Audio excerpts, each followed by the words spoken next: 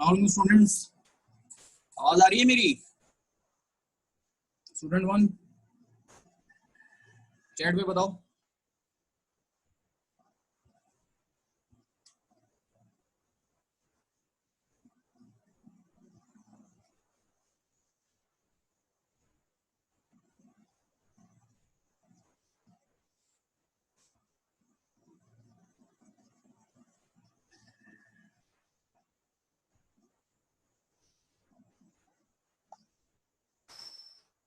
ठीक है यार, थोड़ा भी वेट करते हैं, थोड़े से स्टूडेंट और ज्वाइन कर लें, फिर इंशाल्लाह स्टार्ट करते हैं।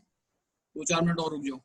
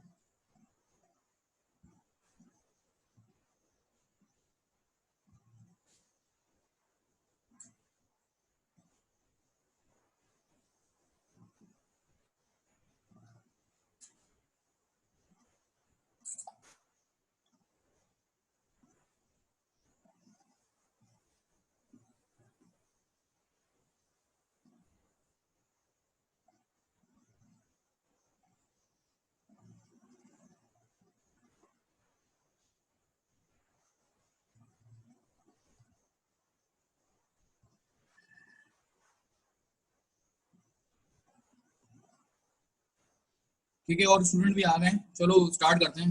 बिस्मिल्लाहिर्रहमानिर्रहीम। अच्छा देखो, लास्ट क्लास में ना मैंने तुम लोगों को कुछ कॉन्सेप्ट्स दिए थे, थोड़ा सा उनको रिकॉल कर लेते हैं।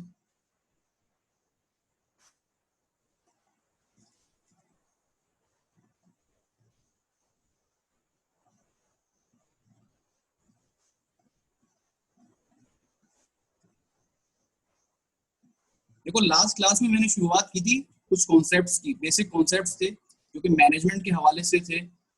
शेयर होल्डर्स और मैनेजमेंट का जो रिलेशनशिप है, उसमें हमने एजेंसी देखी थी, कॉन्सेप्ट ऑफ एजेंसी देखा था। फिर हमने उसके बाद हमने स्टूवर्डशिप का कॉन्सेप्ट देखा था। फिर हमने अकाउंटेबिलिटी का कॉन्सेप्ट देखा था। ठीक है, इसके बाद हमने कुछ मैनेजमेंट की रेस्पॉन्सिबिलिटीज देखी थी। मैनेजमेंट की रेस्पॉन्सिबिलिटीज के साथ साथ ऑडिटर्स की हमने देखा था, ऑडिटर्स की क्या क्या रेस्पॉन्सिबिलिटीज हैं। अच्छा, हमने ये देखा था कि एक्सपेक्टेशन गैप क्या है। एक्सपेक्टेशन गैप को हमने बहुत डिटेल में देखा था।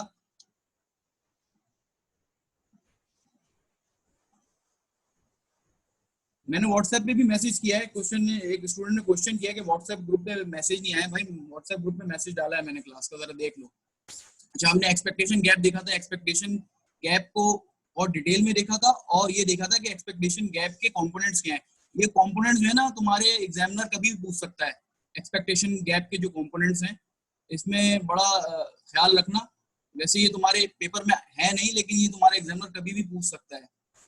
जैसे लास्ट अटेम्प्ट में तुम्हारे एग्जामिनर ने ऑडिट रिस्क के बजाय बिजनेस रिस्क के क्वेश्चन पूछ लिए थे। अगर तुम किसी अपने सीनियर से पूछो जिसने पेपर दिया था लास्ट पेपर, वो तो उसने उसने ऑडिट रिस्क के बजाय बिजनेस रिस्क के क्वेश्चंस पूछ लिए। तो इस तरह की कभी कभी एग्जामिनर तुम्हारी चीजें पूछ लेता है, थोड़ा सा पेपर से हटके भी कभी कभी। तो मेरे नोट्स में मैंने जो अपने नोट्स बनाए उसमें थोड़ा सा एडिशनल टच भी दिया है, तो इसको थोड़ा सा देख लेना, इसको गो थ्रू कर लेना।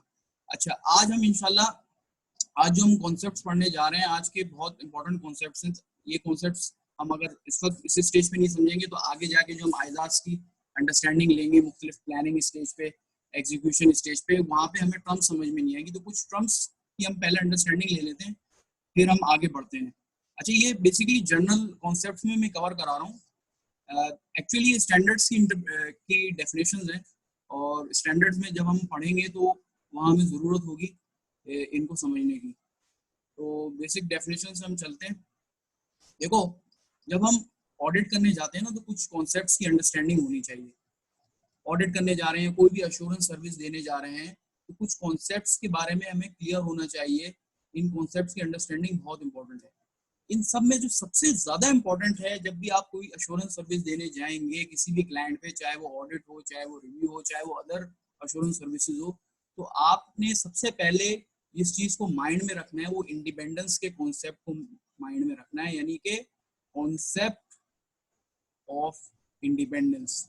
इंडिपेंडेंट होने का मतलब क्या है? अगर आप किसी एंगेजमेंट पे जाते हैं, फॉर एग्जांपल ये तुम्हारा एक क्लाइंट है, ठीक है, और तुम इसके ऑडिटर हो, तो तुम इसका ऑडिट तभी कर सकते हो जब तुम इससे इंडिपेंडेंट होगे। सर इसका मतलब क्या है, जरा समझा दें इंडिपेंडेंट का मतलब क्या है। सर इंडिपेंडेंस का मतलब ये है कि आप क्लाइंट से ना ही इन्फ्लुएंस्ड होंगे, यानी कोई इन्फ्लुएंस नहीं होगा क्लाइंट का आपके ऊपर, यानी no influence of client on you, ठीक है।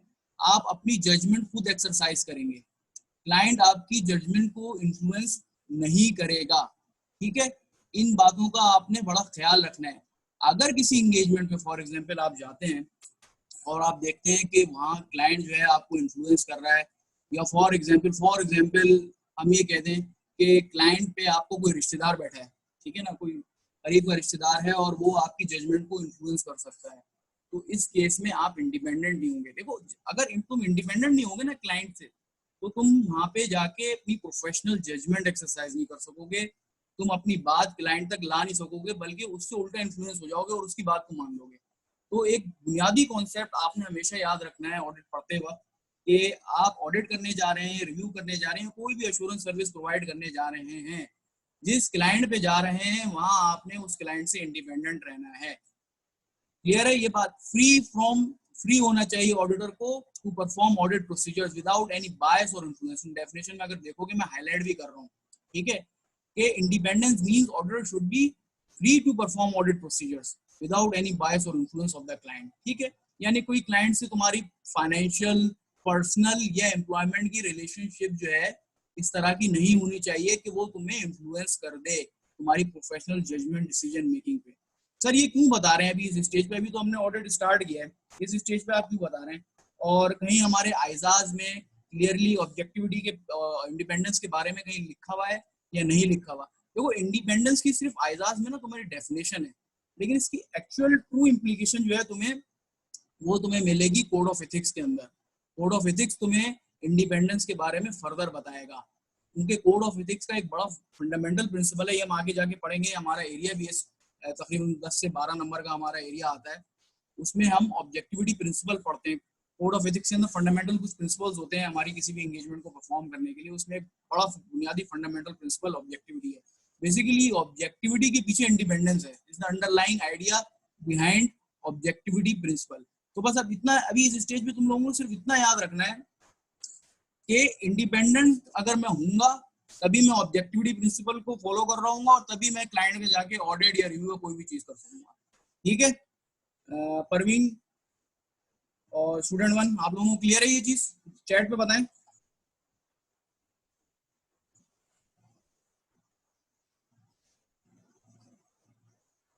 ठीक है, सही है, ठीक है। अच्छा एक चीज और याद रखना इसमें, तुम्हारा एग्जामिनर जो है ना कभी भी पूछ सकता है। देखो इंडिपेंडेंस का मतलब पता लग गया। सर इंडिपेंडेंट ये है कि भाई ऑडिटर जो है वो अपने डिसीजन खुद ले रहा है, क्लाइंट से इन्फ्लुएंस नहीं हो रहा, ठीक है, उसकी जबरदस्ती की बात नहीं मान रहा और बायसनेस से फ्री है, ठीक है ना। अच्छा इंडिपेंडेंस को ना दो हिस्सों में ब्रेक कर सकते हैं। सर क्या? सर एक इंडिपेंडेंस होती है इन अपीयरेंस, सर दूसरी कौन सी होती है? सर इंडिपेंडेंस होती है इन माइंड। सर इसमें क्या फर्क है? सर बहुत फर्क है। सर इंडिपेंडेंस इन अपीयरेंस का मतलब ये है कि जब ऑडिटर या प्रैक्टिशनर किसी एंगेजमेंट पे जाता है तो उसकी अपीयरेंस से ऐसा लगे, जो थर्ड पर्सन है वो देखते हुए कहे कि हाँ ये वाकई में इंडिपेंडेंट है, ये क्लाइंट से ज्यादा मिलजुल नहीं रहा है, क्लाइंट में ज्यादा इंटरेक्शन नहीं कर रहा है, प्रोफेशनली बिहेव कर रहा है, ज्यादा हंसी मजाक नहीं कर रहा है, टू दी पॉइंट बात कर रहा है। तो इंडिपेंडेंस इन अपीयरेंस का मतलब ये है कि एक थर्ड पर्सन जो है ना वो ये अंदाजा लगाए कि ये जो ऑडिटर एंगेजमेंट पे आया है, हाँ ये वाकई में ऑडिट कर रहा है, लग ऐसी रहा है इसकी अपीयरेंस से ये सेपरेटली बैठा हुआ है, सिस्टम शेयर नहीं कर रहा, और ये कि जरूरत से ज्यादा अननेसेसरी क्लाइंट से इंटरेक्शन नहीं कर रहा है, टू दी पॉइंट बात कर रहा है। तो इसे हम कहते हैं इंडिपेंडेंस इन अपीयरेंस, यानी वो अपने अमल से ये जाहिर कर रहा है कि मैं यहाँ पे प्रोफेशनल एक्टिविटी या प्रोफेशनल एंगेजमेंट परफॉर्म करना आया हूँ और टू द पॉइंट हूँ, अपने काम से काम रखने वाला हूँ। सर ये तो क्लियर हो गया independence in appearance. Sir independence in mind क्या है? तो ये है ना, ये जरा ट्रिकी चीज है और ये इंपॉर्टेंट भी है ज्यादा। इंडिपेंडेंस इन अपीयरेंस से ज्यादा इंपॉर्टेंट जो है वो इंडिपेंडेंस इन माइंड है। इंडिपेंडेंस इन माइंड का मतलब ये है कि सर मैं ऑडिटर हूँ, मैं अपने दिलो दिमाग से क्या इस बात को मानता हूँ, क्या मैं इस बात को तस्लीम करता हूँ कि मुझे क्लाइंट से इंडिपेंडेंट रहना है, मैंने उससे इन्फ्लुएंस नहीं करना, क्या बात ये मैं दिल से मानता हूँ? सर ये चीज जो है ना, ये जज करना डिफिकल्ट होती है, ये जज करना डिफिकल्ट होती है, डिफिकल्ट टू जज। ये तो बहुत इजी से आप देख सकते हो, इंडिपेंडेंस इन अपीयरेंस, ये तो आप बहुत आसानी से जज कर सकते हो, इजी टू जज, इजी टू जज है इंडिपेंडेंस इन अपीयरेंस।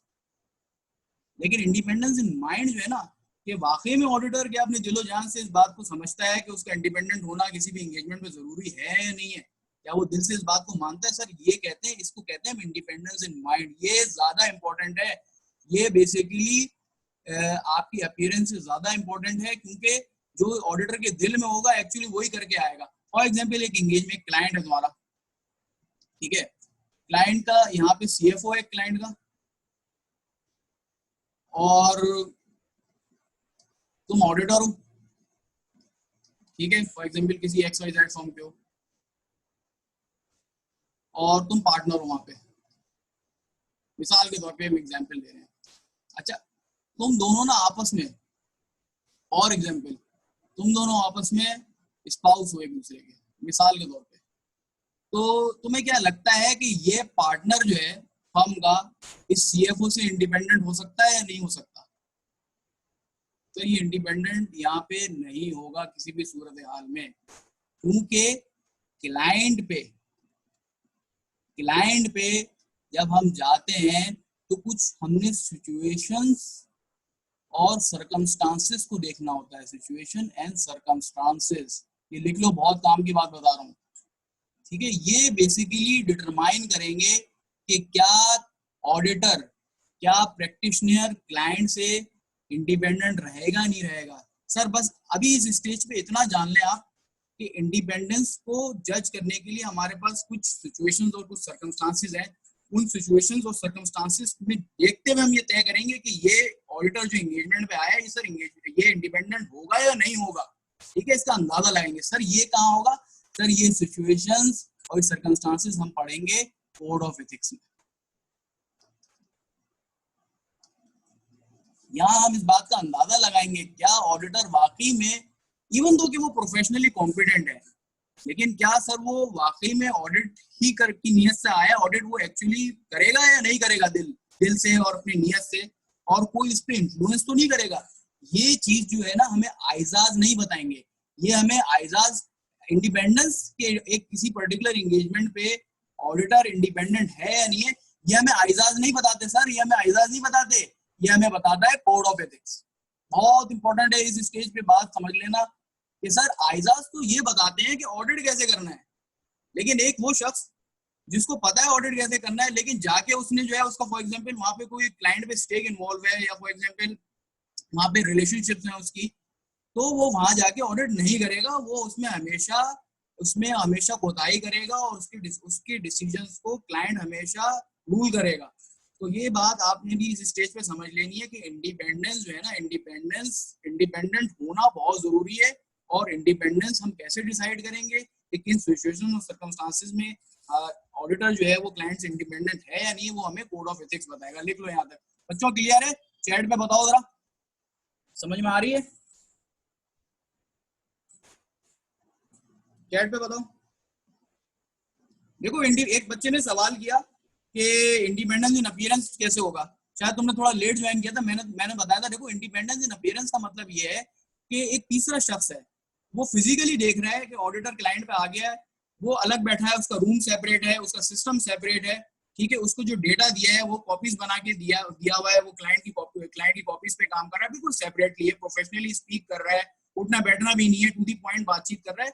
तो एक थर्ड पर्सन, एक बाई स्टैंडर्ड जो है ना, वो यही कहेगा कि देखो भाई मुझे लग तो रहा है ये प्रोफेशनल है ऑडिटर, और ये अपीयरेंस में यानी जाहिरी तौर पे मुझे ये इंडिपेंडेंट लग रहा है, मुझे क्लाइंट के साथ मिला हुआ नहीं लग रहा, ठीक है, तो हम इसे कहते हैं इंडिपेंडेंस इन अपीयरेंस। लेकिन इससे ज्यादा इंपॉर्टेंट जो होती है ना, वो हमारी इंडिपेंडेंस इन माइंड होती है, कि उसने दिल में क्या सोच के रखा है कि क्लाइंट से मिलना है नहीं मिलना, ठीक है, उसके कोई वेस्टेड स्टेक या इंटरेस्ट तो नहीं है क्लाइंट पे। अच्छा, एक सवाल ये यार, वो अगर फॉर एग्जांपल इंडिपेंडेंट नहीं है तो क्लाइंट को क्या फायदा? भाई क्लाइंट को बहुत फायदा है, बहुत फायदा है।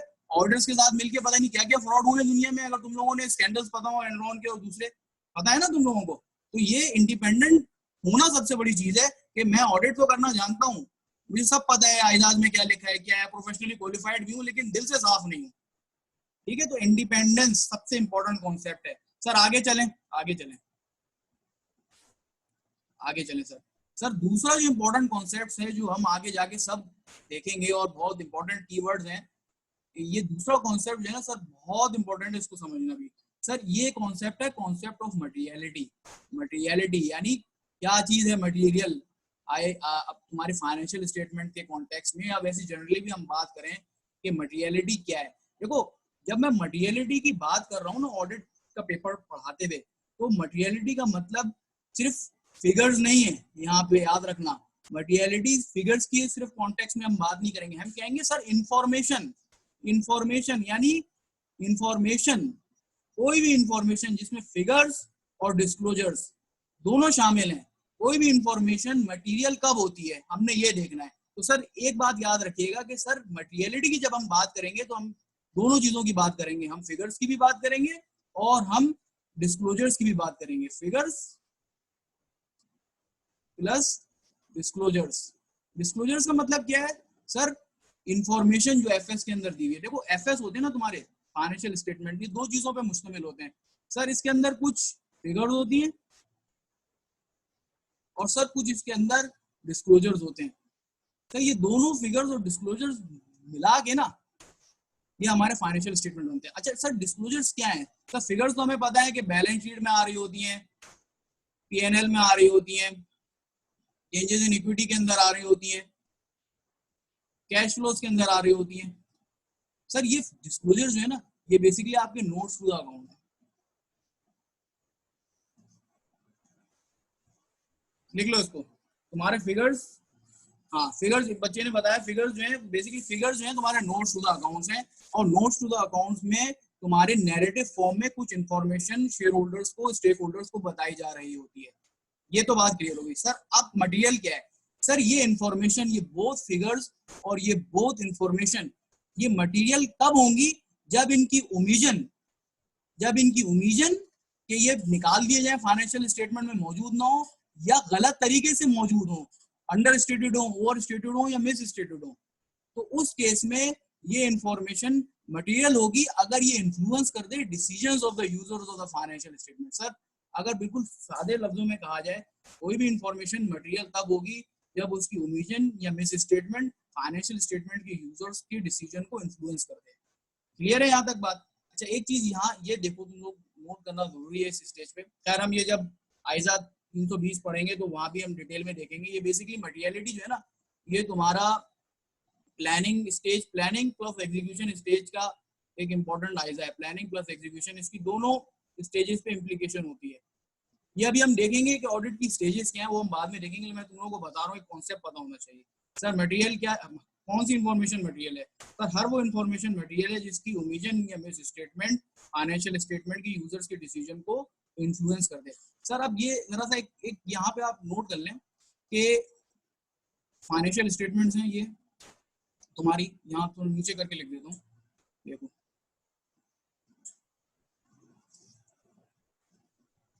ये तुम्हारी फाइनेंशियल स्टेटमेंट्स हैं,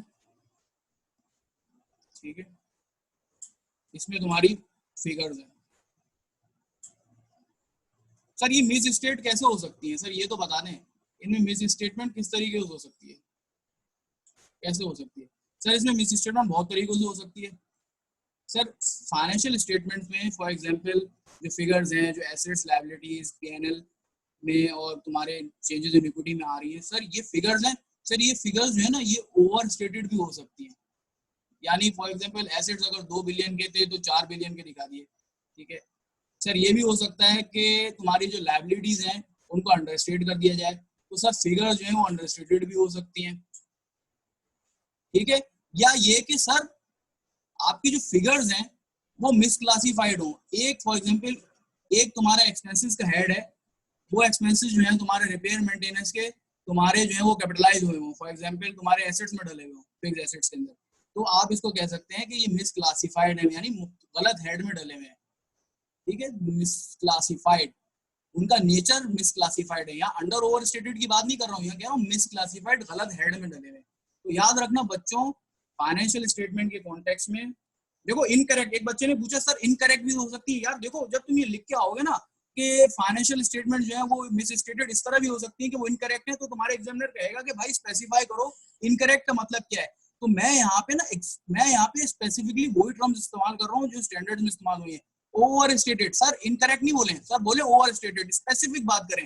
फाइनेंशियल स्टेटमेंट में क्या मिस स्टेटमेंट है सर? फिगर्स में सर क्या है? Under stated, over stated? Sir over stated. Over stated का मतलब ये कि जो होनी चाहिए थी उससे ज्यादा दिखाई गई है। अच्छा sir under stated, under stated का मतलब ये है कि जो फिगर जो थी एक्चुअली में कुछ थी, दिखाई गलत है, कम करके दिखाई है।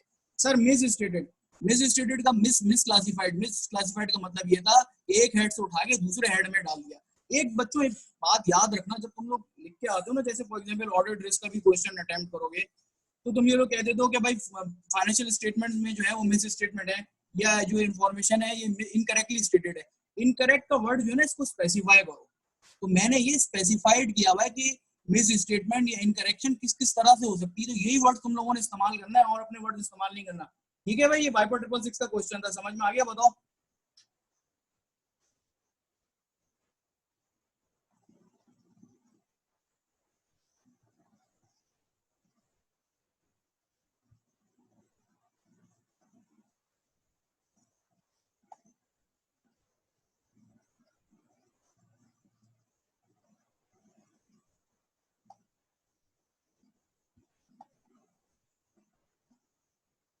ठीक है, अच्छा देखो दूसरा, ठीक है, दूसरी हमारी फाइनेंशियल स्टेटमेंट्स के कॉन्टेक्स्ट में इंफॉर्मेशन जो होती है वो डिस्क्लोजर की फॉर्म में होती है। पहली जो इन्फॉर्मेशन है वो फिगर्स की फॉर्म में है, दूसरी इन्फॉर्मेशन जो है वो डिस्क्लोजर्स की फॉर्म में। सर ये मिस स्टेटेड किस तरह हो सकती है?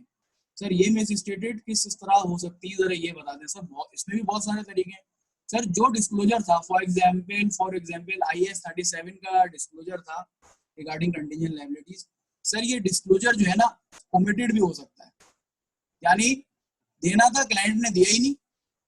ठीक है सर, दूसरी फॉर्म क्या हो सकती है कि सर क्लाइंट ने दिया है, ठीक है, लेकिन इनकम्प्लीट दिया, जितनी भी डिटेल डालनी थी वो डिटेल डाली नहीं, कुछ कम डिटेल डाली। तो सर एक तरीका हो गया कि डिस्क्लोजर दिया ही नहीं। दूसरी गलती क्या की, या दूसरा मिस स्टेटमेंट जो थी वो इनकम्प्लीट डिस्क्लोजर की थी, यानी पूरी डिटेल नहीं डाली। तीसरी बात ये हो सकती है कि इनकरेक्ट, डिटेल पूरी डाली लेकिन गलत बताई बात, डिटेल पूरी डाली लेकिन गलत बताई। तो ओमिटेड, इनकम्प्लीट और इनकरेक्ट, इन सब चीजों में फर्क है। ठीक है, या मिसलीडिंग, इनकरेक्ट कह दो या मिसलीडिंग कह दो, दोनों एक ही बात है। सर यहाँ हम फिगर्स की बात नहीं कर रहे हैं, यहाँ हम डिस्क्लोजर्स की बात कर रहे हैं। एक बात ये हो गई। दूसरी बात ये कि डिस्क्लोजर्स आपके मिस स्टेटेड फाइनेंशियल स्टेटमेंट में कैसे हो सकते हैं? सर बहुत तरीके हो सकते हैं सर, 3 तरीके। ओमिटेड हो सकता है एक डिस्क्लोजर, डिस्क्लोजर डलना था, फॉर एग्जांपल IAS 37 का डलना था, provision contingent assets and liabilities, नहीं डाला क्लाइंट ने, ये सर फाइनेंशियल स्टेटमेंट में मिस स्टेटमेंट कंसीडर किया जाएगा, और वो भी मटेरियल मिस स्टेटमेंट। दूसरा सर, डिस्क्लोजर क्लाइंट ने डाला, दूसरा डाला डिस्क्लोजर लेकिन पूरी डिटेल नहीं डाली। तीसरा ये कि डिस्क्लोजर पूरा डाला लेकिन गलत डाला, फॉर एग्जांपल नेचर गलत बता दिया सूट का। फॉर एग्जांपल एक सूट था, एक क्लाइंट है, एक एंटिटी है, ठीक है, इसके खिलाफ काफी केसेस हैं, और केसेस अभी पेंडिंग है। तो तुम्हें पता है कि एज पर IAS 37 इनका डिस्क्लोजर जाएगा फाइनेंशियल स्टेटमेंट्स में। ठीक है, अगर फाइनेंशियल स्टेटमेंट्स में क्लाइंट जो है केसेस की डिटेल गलत दे दे, डिटेल रॉन्ग दे दे अगर, तो सर ये कहेगा कि ये इसने मिसलीडिंग या इनकरेक्ट डिस्क्लोजर दिया है। ठीक है, बस इस स्टेज तक जो है ना तुम लोग अभी ये रखो, बाकी जब हम इंशाल्लाह इसको प्लानिंग और एग्जीक्यूशन की स्टेज में पढ़ेंगे तो फर्दर डिटेल में देख लेंगे। ठीक है, क्लियर है तुम्हें? वाइपर 666 बताओ। ठीक है, ठीक है, चलो आगे बढ़ते हैं। अच्छा इसमें ना एक एक चीज अभी यहाँ याद रखना कि देखो ये नोट्स है ना, ये तो मेरे अवेलेबल हैं, तुम लोग पढ़ सकते हो। एक जो चीज में मैंने तुम्हें बतानी थी ना कि मटेरियलिटी ठीक है, मटेरियलिटी तुम्हारी मैंने बता दी कि फिगर्स की फॉर्म में भी होती है। सब फिगर्स की फॉर्म की मटेरियलिटी को ना हम यूजुअली ये कहते हैं कि ये क्वांटिटेटिव मटेरियलिटी है, इसको हम क्वांटिटेटिव मटेरियलिटी कह देते हैं। और जो फिगर्स की और जो डिस्क्लोजर्स की फॉर्म में हमारी मटेरियलिटी होती है, इसे हम कह देते हैं क्वालिटेटिव मटेरियलिटी, यानी डिस्क्लोजर की, इंफॉर्मेशन, नरेशन की फॉर्म में जो हमारी मटेरियलिटी होती है। तो ये इसके लिए ये वर्ड इस्तेमाल होते हैं, ये भी ख्याल रखना। अच्छा देखो, जो फिगर्स की मटेरियलिटी है ना, वो तो सीधी सीधी है, सिंपल है, आसान है, उसमें मुश्किल नहीं है समझना। फॉर एग्जाम्पल एक क्लाइंट है, उसकी बैलेंस शीट की फुटिंग जो है ना, बैलेंस शीट की फुटिंग जो है, बैलेंस शीट फुटिंग वो समझ लो 4 बिलियन की है, यानी टोटल एसेट जो है वो 4 बिलियन के हैं। सर इसमें मुझे अगर मैं आपसे कहूं कि सर मिस स्टेटमेंट जो है वो 1 लाख की है, 1 लाख रुपीस की है, तो यार तुम्हें लगता है क्या ये मटेरियल है? मेरे ख्याल से तो कोई भी ऑडिटर इसको मटेरियल कंसीडर नहीं करेगा। लेकिन अगर सर ये 1 मिलियन, ये 10 लाख, 1 लाख के बजाय फॉर एग्जांपल ये 10 मिलियन हो जाती है, तो सर ये भी मटेरियल हो सकती है। ठीक है, तो लेकिन देखो यहाँ पे ये डिसाइड करना फिगर्स की फॉर्म में कि क्या चीज मटेरियल है क्या नहीं है, ये बहुत आसान है, इजी टू जज है। यहाँ पे इजी है कि जो बड़ी फिगर होंगी सर ऑब्वियसली वो मटेरियल होंगी, लेकिन नरेशंस की फॉर्म में यानी डिस्क्लोजर्स की फॉर्म में हम कैसे डिसाइड करेंगे? हाँ देखो, एंटिटी क्या कंसीडर, एक बच्चे ने सवाल किया कि सर एंटिटी क्या जिसको मटेरियल कंसीडर करेगी वो मटेरियल होगा? हाँ यूजुअली यही होता है, entity plus stakeholders plus auditors. Figures की फॉर्म में मटेरियलिटी डिसाइड करना आसान होता है। इसके बरक्स जब हम क्वालिटेटिव मटेरियलिटी की बात करते हैं, यानी नरेशंस की बात करते हैं, डिस्क्लोजर वाली मटेरियलिटी के बारे में बात करते हैं, तो यहाँ थोड़ा सा इसको जज करना मुश्किल होता है। क्यों सर? क्यों यहाँ पे? क्योंकि पर्सनल जजमेंट इन्वॉल्व होती है, जजमेंटल एरिया होता है। ये वाला जो एरिया है ना, ये क्वालिटेटिव मटेरियलिटी का, ये थोड़ा सा जजमेंटल ज्यादा होता है। सर ये हम फर्दर डिटेल में देखेंगे। अच्छा देखो, एक बात याद रखना, जैसे मैंने तुम लोगों को बताया कि एक डिस्क्लोजर जाना था और डिस्क्लोजर नहीं गया, जो डिस्क्लोजर का ओमिट होना, इवन दो कि उसमें कोई अमाउंट इन्वॉल्व नहीं है, लेकिन उस डिस्क्लोजर का ओमिट होना एक हमेशा मटेरियल चीज होगी ऑडिटर के एंगल से, याद रखना। जो 4-5 लाइनों का डिस्क्लोजर होता है ना, अगर क्लाइंट नहीं दे रहा, इवन दो कि उससे फाइनेंशियल स्टेटमेंट से अमाउंट इन्वॉल्व नहीं है, लेकिन उस डिस्क्लोजर का ओमिट होना ऑडिटर के लिए हमेशा एक मटेरियल बात होगी। याद रखना कि अगर कोई डिस्क्लोजर आईएफआरएस के तहत एक डिस्क्लोजर अगर रिक्वायर्ड है, ठीक है, डिस्क्लोजर रिक्वायर्ड है, और क्लाइंट अड़ जाता है, यार मैं एक डिस्क्लोजर नहीं दूंगा, क्लाइंट ने जो है ना, क्लाइंट कह रहा है, क्लाइंट ने ओमिट कर दिया ये डिस्क्लोजर, ठीक है, तो और ये कहे कि सर ये तो 4 लाइनों से क्या फर्क पड़ रहा है? ऑडिटर के एंगल से, ऑडिटर के लिए ये हमेशा मटेरियल होगा, ये बात याद रखना, हमेशा होगा मटेरियल। ठीक है। अच्छा सर, क्वालिटेटिव मटेरियलिटी ना सिर्फ यही नहीं है कि डिस्क्लोजर ओमिट हो, तो क्वालिटेटिव मटेरियलिटी ये भी हो सकती है कि for example profit and loss है क्लाइंट का, ठीक है, क्लाइंट के पास जो था प्रॉफिट आ रहा था टोटल फुटिंग में, मिसाल के तौर पे, ये बिफोर कह रहा हूं मैं, तुम जब ऑडिट करने जा रहे थे तो प्रॉफिट आ रहा था, जब तुमने ऑडिट किया और एडजस्टमेंट वगैरह निकाली तो उसके बाद लॉस आ गया, ठीक है, ये आफ्टर है, यानी तुमने एक ऐसी एडजस्टमेंट निकाली जिसकी वजह से लॉस आ गया। फर्स्ट करो प्रॉफिट जो था वो 100 रुपए का था, ठीक है, और लॉस जो है जो तुमने निकाला है वो 50 रुपए का निकाला है कि भाई नहीं मेरे हिसाब से तो यार एडजस्टमेंट होने के बाद 50 रुपए का लॉस होना चाहिए। तुमने जो 150 रुपए की एडजस्टमेंट डाली है, ये 150 रुपए की एडजस्टमेंट, सर ये इवन दो कि 150 रुपए कोई मटेरियल इम्पैक्ट नहीं रख रहे हैं, लेकिन इस 150 रुपए की वजह से जो प्रॉफिट था पहले वो लॉस में कन्वर्ट हो गया। सर यहाँ पे ये प्रॉफिट से लॉस में कन्वर्ट हो जाना या लॉस से प्रॉफिट में कन्वर्ट हो जाना, ये भी एक बहुत मटेरियल चीज है, इसको भी हम क्वालिटेटिव मटेरियलिटी में लेंगे। सर ये भी तो कह सकते थे सर आपने 150 रुपए की एडजस्टमेंट निकाली, 150 रुपए की एडजस्टमेंट क्यों निकाली आपने? इसका मतलब ये कि आपको मटेरियलिटी का पता ही नहीं है। बेटा मटेरियलिटी मैंने भले ही मटेरियलिटी से कम था, ये फिजिकल क्वांटिटेटिव मटेरियलिटी से ये भले ही कम था ये 150 रुपए, लेकिन इस 150 रुपए का इफेक्ट ये हुआ कि मेरा प्रॉफिट लॉस में कन्वर्ट हो गया। बस इस केस में क्योंकि लाइन आइटम की प्रेजेंटेशन चेंज हो गई, तो ये यहाँ पे मेरे लिए क्वालिटेटिव मटेरियलिटी कंसीडर होगी। समझ गए बच्चों? क्लियर? बताओ जरा वाइपर।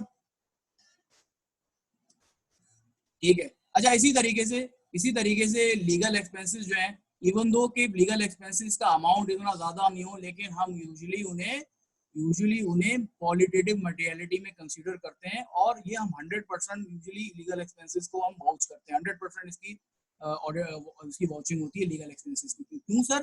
क्योंकि लीगल एक्सपेंसेस से हमें ये पता लगता है कि कोई भी, फॉर एग्जाम्पल एक क्लेम है, ठीक है, क्लेम था एंटिटी के खिलाफ, इसका या प्रोविजन रिकॉर्ड करें या कंटीजेंट लायबिलिटी का डिस्क्लोजर दें, ये यहाँ से हमें पता लगेगा। ठीक है, तो ये बहुत इंपॉर्टेंट है, इसका हमेशा हम 100% वाचिंग करते हैं, 100% हमारा इसका ऑडिट होता है लीगल एक्सपेंसेस का। सर रिलेटेड पार्टी डिस्क्लोजर्स जो हैं वो भी हमारे लिए क्वालिटेटिवली बहुत इंपॉर्टेंट होते हैं हमारे एफएस में, क्योंकि हम रिलेटेड पार्टी क्लाइंट को इन्फ्लुएंस करती है, तो इनके डिस्क्लोजर्स को भी हम क्वालिटेटिवली बहुत मटेरियल कंसीडर करते हैं, इवन दो कि उसमें कोई ज्यादा बड़ी बात नहीं लिखी हो, ज्यादा बड़ी बाय सेल की ट्रांजैक्शन ना बताई गई हो, लेकिन इसको हम क्वालिटेटिवली मटेरियल कंसीडर करेंगे।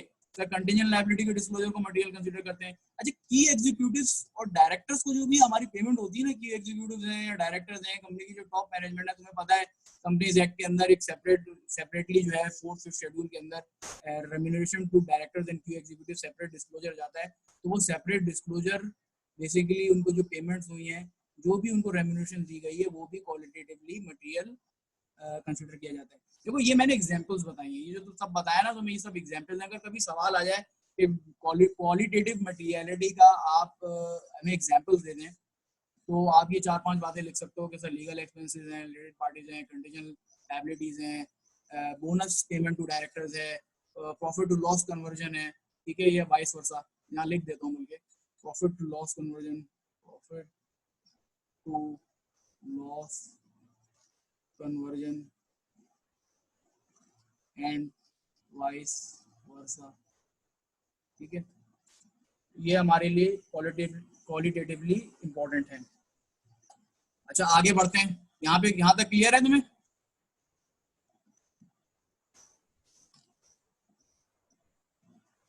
ठीक है सर, ठीक है, यहाँ तक क्लियर है। आगे चलें सर। तीसरा इंपॉर्टेंट कॉन्सेप्ट, बहुत इंपॉर्टेंट कॉन्सेप्ट है, ऑडिट पढ़ने से पहले इसका अंडरस्टैंडिंग लेना बहुत जरूरी है।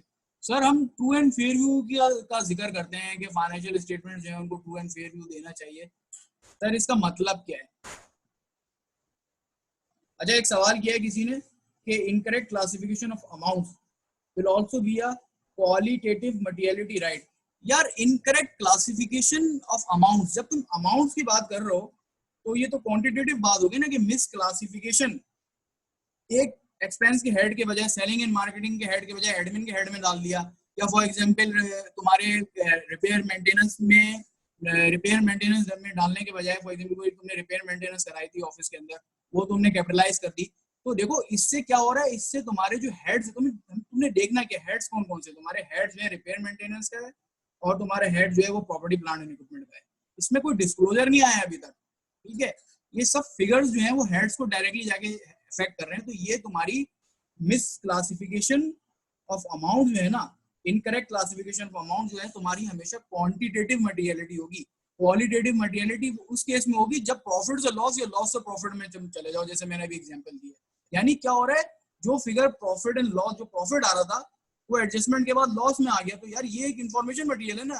पहले यूजर देख रहा था कि यार मेरा बिजनेस जो है, कंपनी में प्रॉफिट आ रहा था, बाद में यूजर को पता लगा कि ये लॉस है, तो ये तो बिल्कुल डिफरेंट हो जाएगी ना जजमेंट उसकी। वो क्वालिटेटिवली सोचेगा कि यार ये कंपनी पहले प्रॉफिट में थी अब लॉस में, ठीक है। तो इसका इम्पैक्ट हमने देखना है प्रेजेंटेशन पे क्या है, ठीक है भाई। पर आगे चलते हैं sir, true and fair view के बारे में बताएं sir, true and fair view क्या होता है? ठीक है, got it, okay sir. True and fair view का सीधा सीधा मतलब ये है कि ट्रू से अगर हम मायने निकालें, ट्रू का मतलब ये है कि फ्री फ्रॉम एरर, यानी कोई गलती ना हो। सर किस में? सर किसी भी चीज में। मैं अगर कहता हूं कि मेरे लेक्चर्स जो हैं, मैं जो तुम लोगों को पढ़ा रहा हूँ, ये ट्रू एंड फेयर व्यू दे रहे हैं मेरे काम का, तो ठीक है। क्यों? क्योंकि सर मैं ट्रू बात कर रहा हूँ, गलती नहीं है मेरी बात में, मैं तुम लोगों को गलत नहीं पढ़ा रहा हूँ। फ्री फ्रॉम एरर, ट्रू का मतलब है free from error. Sir fair का क्या मतलब है?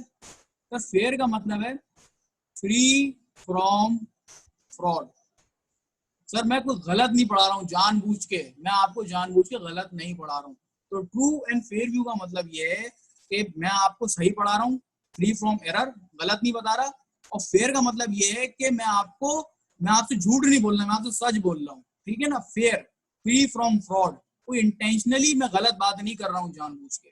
सर जब भी हम फाइनेंशियल स्टेटमेंट्स का ऑडिट करने जाएंगे ना, या इन जनरल अगर हम बात करें, अभी ऑडिट की भी बात नहीं करें, ये फाइनेंशियल स्टेटमेंट्स है सर, ये किसने बनाए हैं सर, ये मैनेजमेंट ने बनाए हैं सर। इन फाइनेंशियल स्टेटमेंट्स को ना they should give a true and fair view, true and fair view होना चाहिए, true and fair view in financial statements को देना चाहिए। ये किसकी जिम्मेदारी है, ये मैनेजमेंट की जिम्मेदारी है। इसने इंश्योर करना है मैनेजमेंट ने कि फाइनेंशियल स्टेटमेंट्स हमेशा ट्रू एंड फेयर व्यू दें, ठीक है।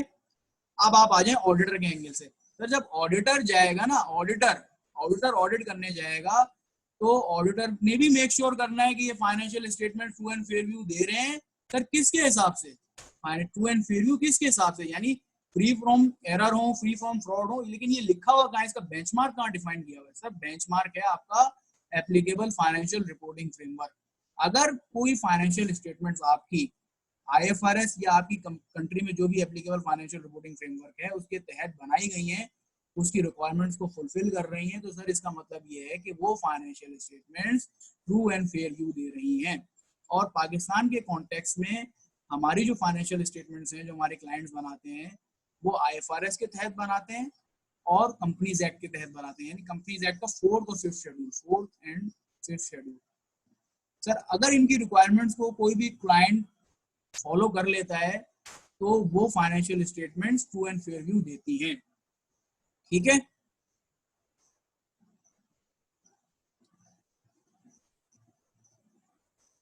चले आगे चलते हैं, ट्रू एंड फेयर व्यू। तो बस अब ये याद रखना कि जब भी तुम ऑडिट करने जाओगे फाइनेंशियल स्टेटमेंट्स का, तुमने ये मेक श्योर करना है कि जिन फाइनेंशियल स्टेटमेंट्स का तुम ऑडिट करने जा रहे हो वो ट्रू एंड फेयर व्यू दे रहे हैं या नहीं दे रहे, यानी वो financial statements as per applicable financial reporting framework के तहत बनी है नहीं बनी, यानी आईएफआरएस के तहत और कंपनीज एक्ट के तहत बनी है नहीं बनी। अगर वो बनी है तो तुम कहोगे कि सर ये true and fair view financial statements दे रही हैं, प्रेजेंट कर रही हैं। सर आगे चलें सर, क्लियर है भाई।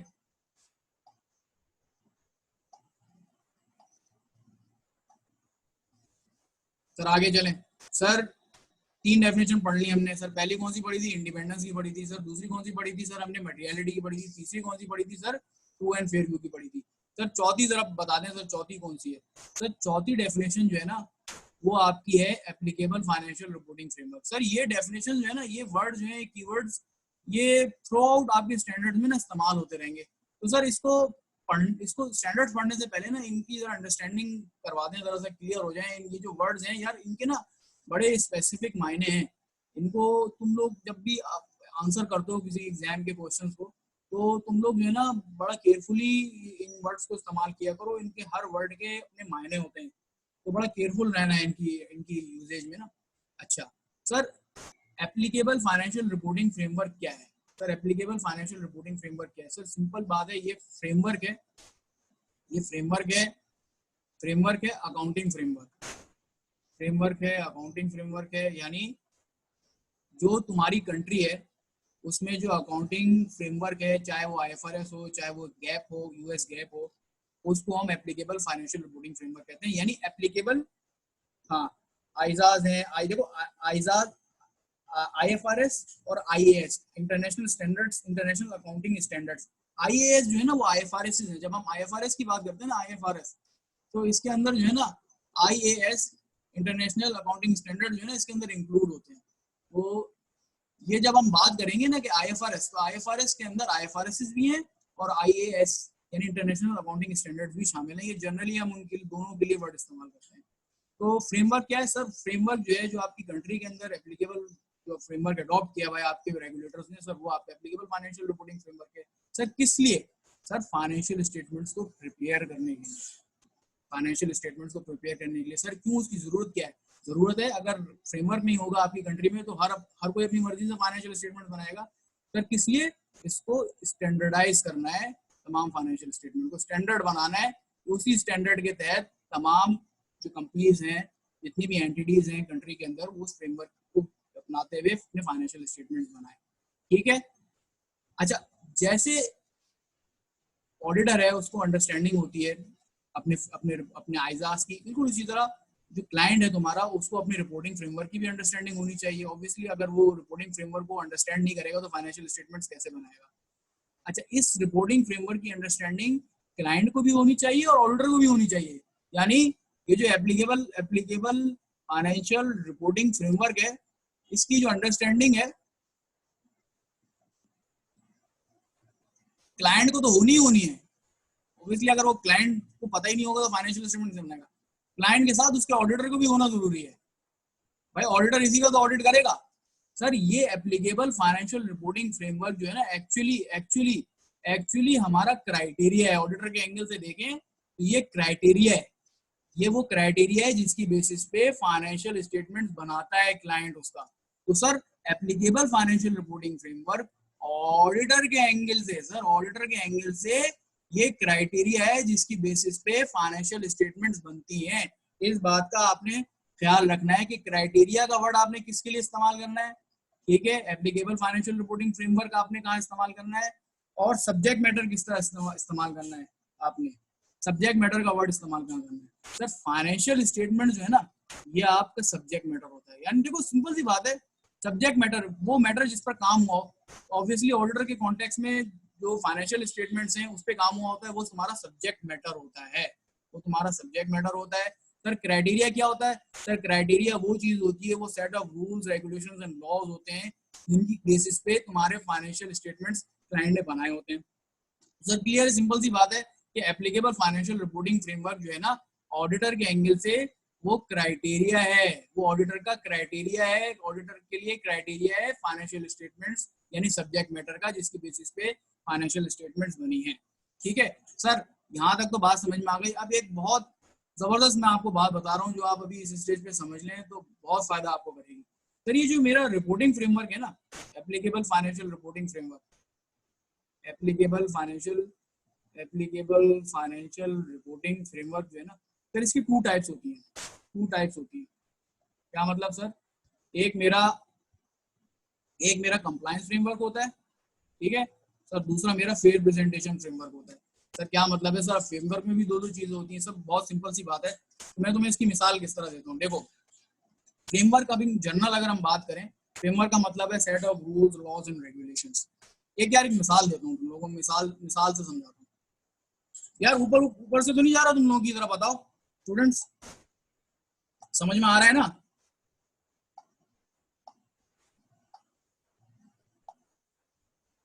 ठीक है अच्छा एक मिसाल है, फर्ज करो तुम, एक मैं मिसाल दे रहा हूँ, बड़ी अच्छी मिसाल है।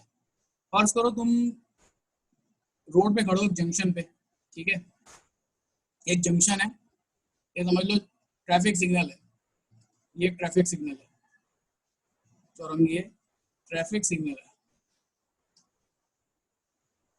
तुम यहाँ खड़े हो, ठीक है, और ट्रैफिक लाइट इस तरफ से जो है ना रेड है, तो तुम्हें क्या करना है, तुम क्या गाड़ी बढ़ा सकते हो। सर नहीं बढ़ा सकते सर, मुझे आगे नहीं बढ़ सकता, हमारे जो कंट्रीज के लॉज हैं मैंने उसकी कंप्लायंस करनी है। तो सर एक्चुअली अगर देखा जाए तो रोड पे जो ट्रैफिक चल रहा है, तो ये जो ट्रैफिक सिग्नल है, ये सिस्टम जो है ना, ये रोड पे चलती हुई गाड़ियों को फ्रेमवर्क है उसका, बेसिकली ये इंफ्रास्ट्रक्चर है, ये फ्रेमवर्क है जो रेगुलेट कर रहा है। तो सर आप तो यहाँ पे खड़े हुए हैं, आप तो आगे बढ़ नहीं सकते क्योंकि ट्रैफिक सिग्नल जो है वो रेड है, आप आगे नहीं चल सकते। यानी आप इसको, ये फ्रेमवर्क की कंप्लायंस इंश्योर कर रहे हैं, यहाँ पे आप इसको कंप्लायंस इंश्योर कर रहे हैं। यानी अगर रेड लाइट है तो आगे बढ़ नहीं सकते, आप जब तक ग्रीन लाइट नहीं होगी आप आगे नहीं जाएंगे, ठीक है। यानी इन लेटर इन स्पिरिट जो कंप्लायंस फ्रेमवर्क आपका कह रहा है, जो उसकी रिक्वायरमेंट है, उसको आपने फॉलो करना है और अपनी नहीं लगानी, यानी to ensure compliance of the framework. Sir आप यहाँ खड़े हुए थे, ठीक है, आपने देखा आपके उल्टे हाथ से एक एम्बुलेंस आई तेजी से, लाइट जो थी वो सिग्नल की रेडी थी और यहाँ से सिग्नल को वायलेट करते ही चली गई।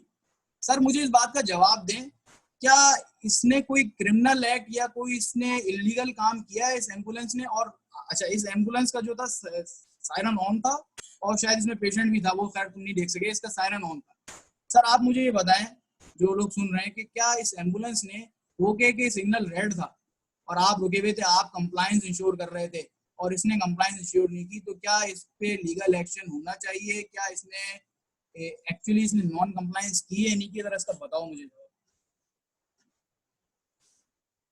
हाँ, बच्चे का एक जवाब आया कि सर एम्बुलेंस जो थी ना वो अपनी रेस्पॉन्सिबिलिटी फुलफिल कर रही थी। यानी कहने का मकसद ये है कि देखो तुम और जितने भी लोग थे ना, तुम लोग तो यार सिग्नल को फॉलो कर रहे थे, उसको कंप्लायंस उसकी मेक श्योर कर रहे थे, ठीक है, लेकिन ये एम्बुलेंस आई और चली गई। सर इसके लिए ना, इसके लिए सर एक्सेप्शन है कुछ। ऑब्वियसली जब लाइफ थ्रेटनिंग सिचुएशन होगी तो इस इस पूरे सिनेरियो में एक्सेप्शन होंगी। एम्बुलेंस हो गई, तुम्हारी पुलिस हो गई, फायर ब्रिगेड हो गई, ये देखो ये कॉमन एग्जांपल है लाइफ की, इसलिए मैं समझा रहा हूँ। हाँ, मिसाल के तौर पे तो सर यहाँ पे ये हुआ कि जो फ्रेमवर्क आपके लिए कंप्लायंस फ्रेमवर्क था, आपके लिए कंप्लायंस फ्रेमवर्क था, वो उस एम्बुलेंस के लिए फेयर प्रेजेंटेशन फ्रेमवर्क हो गया। सर क्या मतलब? सर मतलब ये कि जरूरत के तहत इसने नॉन कंप्लायंस तो की, लेकिन सही नजरिए से की, उसका मकसद सही था। यानी जरूरत थी, जरूरत अमल थी उस वक्त की जरूरत थी कि उसने उसको थोड़ा टेलर करना था, थोड़ा उसे डेविएट करना था। तो सर इस तरह का फ्रेमवर्क जहाँ गुंजाइशें मौजूद हो, जहाँ आपके लिए एक्सेप्शन मौजूद हो, उस फ्रेमवर्क को हम कहते हैं fair framework, fair presentation framework, यानी गुंजाइश मौजूद हो जहाँ पे। तो सर बिल्कुल इसी तरीके से अगर हम फाइनेंशियल स्टेटमेंट्स के कॉन्टेक्स्ट में हम बात करें कि हमारे पाकिस्तान में जो हमारी फाइनेंशियल स्टेटमेंट्स हैं वो आईएफआरएस और कंपनीज एक्ट के तहत बन रही हैं, सर ये कंप्लायंस फ्रेमवर्क के उसमें आएंगी, कंप्लायंस फ्रेमवर्क के तहत बनेंगी या फेयर प्रेजेंटेशन के फ्रेमवर्क के तहत बनेंगी? तो बच्चों याद रखना, हमारी जो फाइनेंशियल स्टेटमेंट्स हैं पाकिस्तान में वो हमेशा हमेशा फेयर प्रेजेंटेशन फ्रेमवर्क के तहत बनती है। याद रखना, हमारी जो फाइनेंशियल स्टेटमेंट्स हैं उनके पीछे जो फ्रेमवर्क है वो फेयर प्रेजेंटेशन फ्रेमवर्क है, ना कि कंप्लायंस फ्रेमवर्क। सर इसकी इसकी क्या वजह है? सर इसकी इसकी बुनियादी रीजंस क्या है? सर वो हम बाद में डिटेल में देखेंगे। अभी आप ये याद रख लें कि हमारा जो आईएफआरएस है प्लस हमारे जो कंपनीज एक्ट हैं, they are actually fair presentation framework. Sir क्या मतलब? सर इसका मतलब ये है कि हम इसमें कंप्लायंस के साथ साथ कुछ एडिशनल डिस्क्लोजर्स भी दे सकते हैं। अगर हम जरूरत समझें तो हम इसमें कुछ एडिशनल डिस्क्लोजर्स दे सकते हैं, बियॉन्ड कंप्लायंस हम जा सकते हैं, ये हमें गुंजाइश देता है। यानी एडिशनल डिस्क्लोजर्स अगर हम समझते हैं देने की जरूरत, तो एडिशनल डिस्क्लोजर्स हम दे सकते हैं। ये जो एबिलिटी है ये हमारे इस फ्रेमवर्क में ये गुंजाइश निकाल के हमें दी है रेगुलेटर ने। हाँ मैं एक और एग्जांपल दे रहा हूँ, पहले लिख लो, ये दे रहा हूँ। एक बच्चे ने पूछा सर एग्जांपल दे दें, मैं दे रहा हूँ, पहले ये लिख लो, थोड़ा सा अपने पास नोट कर लो 1 मिनट के लिए।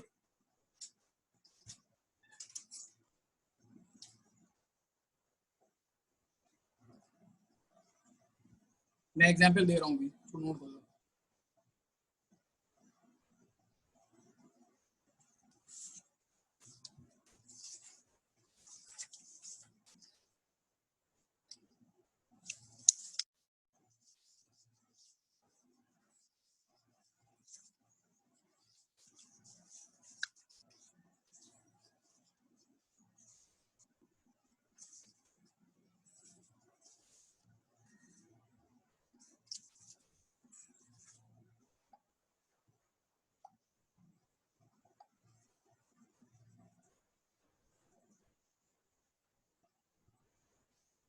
अच्छा देखो, देखो इसकी एग्जांपल ये कि तुम लोगों ने अगर आईएफआरएस 8 पढ़ा है, ऑपरेटिंग सेगमेंट्स। सर आईएफआरएस 8 ये कहता है कि हर वो एंटिटी जिसके मुख्तलिफ सेगमेंट्स हैं, अगर इनमें से कोई भी सेगमेंट सर रिपोर्टिंग सेगमेंट की डेफिनेशन या क्राइटेरिया मीट कर ले, तो एंटिटी को उसका सेपरेट डिस्क्लोजर देना है, ठीक है ना। रिपोर्टिंग सेगमेंट की अगर डेफिनेशन मीट हो जाए तो उसको सेपरेट डिस्क्लोजर देना है, ठीक है। ये सर हमारा आईएफआरएस 8 कहता है। अच्छा इसकी कुछ रिक्वायरमेंट्स है, मैं एक मिसाल दे रहा हूँ, तुम लोगों ने पूछी है तो मैं मिसाल दे देता हूँ। इसकी कुछ रिक्वायरमेंट्स है, for example 10% at least total revenue का हो हिस्सा हो वो सेगमेंट, या 10% टोटल कॉस्ट का हिस्सा हो, इस तरह का एक क्राइटेरिया है। अब फर्ज करो एक कंपनी है, फॉर एग्जांपल एक कंपनी है जनरल टायर, ठीक है, इसके दो सेगमेंट्स हैं, सर ये टायर्स बनाती है और सर ये ट्यूब्स बनाती है, ठीक है। अच्छा, जो टायर का जो सेगमेंट है ना सर, वो 92% है टोटल रेवेन्यू का, यानी बहुत बड़ा डिवीजन है। और जो सर ट्यूब्स का डिवीजन है वो सर 8% है।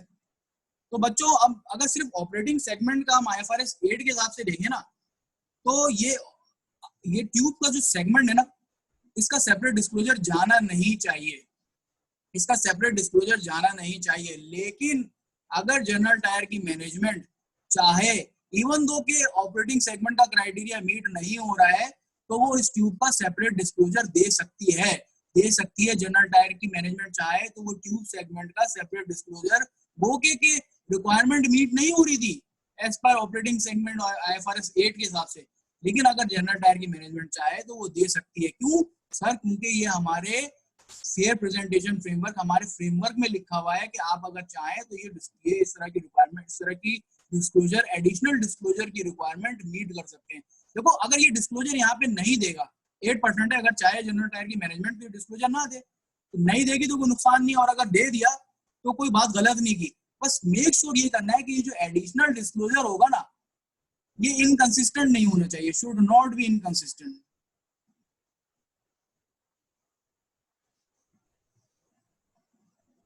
ये यार ये जो है ना, ये इस तुम्हारी ये जो है ना एग्जाम्पल इस हद तक बहुत है। समझ में आ गई तुम्हारी?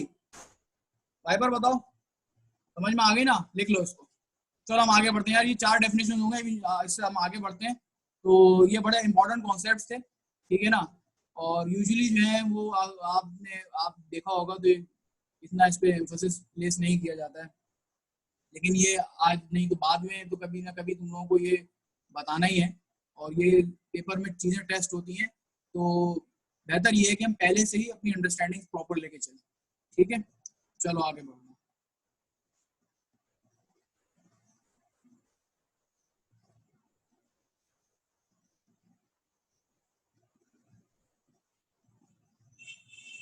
सर आप आ जाए, हमने लास्ट क्लास जहाँ से छोड़ी थी ना सर, हमने यहाँ से छोड़ दी लास्ट क्लास।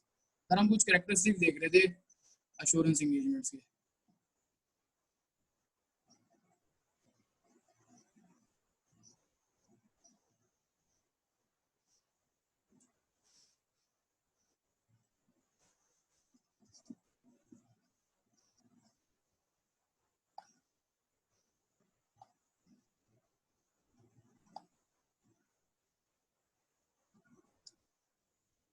सर हमने डिस्कशन की थी सर, एंगेजमेंट दो तरह की होती हैं। थोड़ा सा हमने शुरू इससे जो पहले वाली क्लास में थी, एंगेजमेंट किस तरह की होती है सर? दो तरह की होती हैं, अश्योरेंस बेस्ड होती हैं, नॉन अश्योरेंस बेस्ड होती हैं सर। और अश्योरेंस में भी सर ऑडिट्स होते हैं हमारे, रिव्यूज होते हैं, और भी अलग किस्म की और अदर अदर टाइप्स होती हैं उसकी।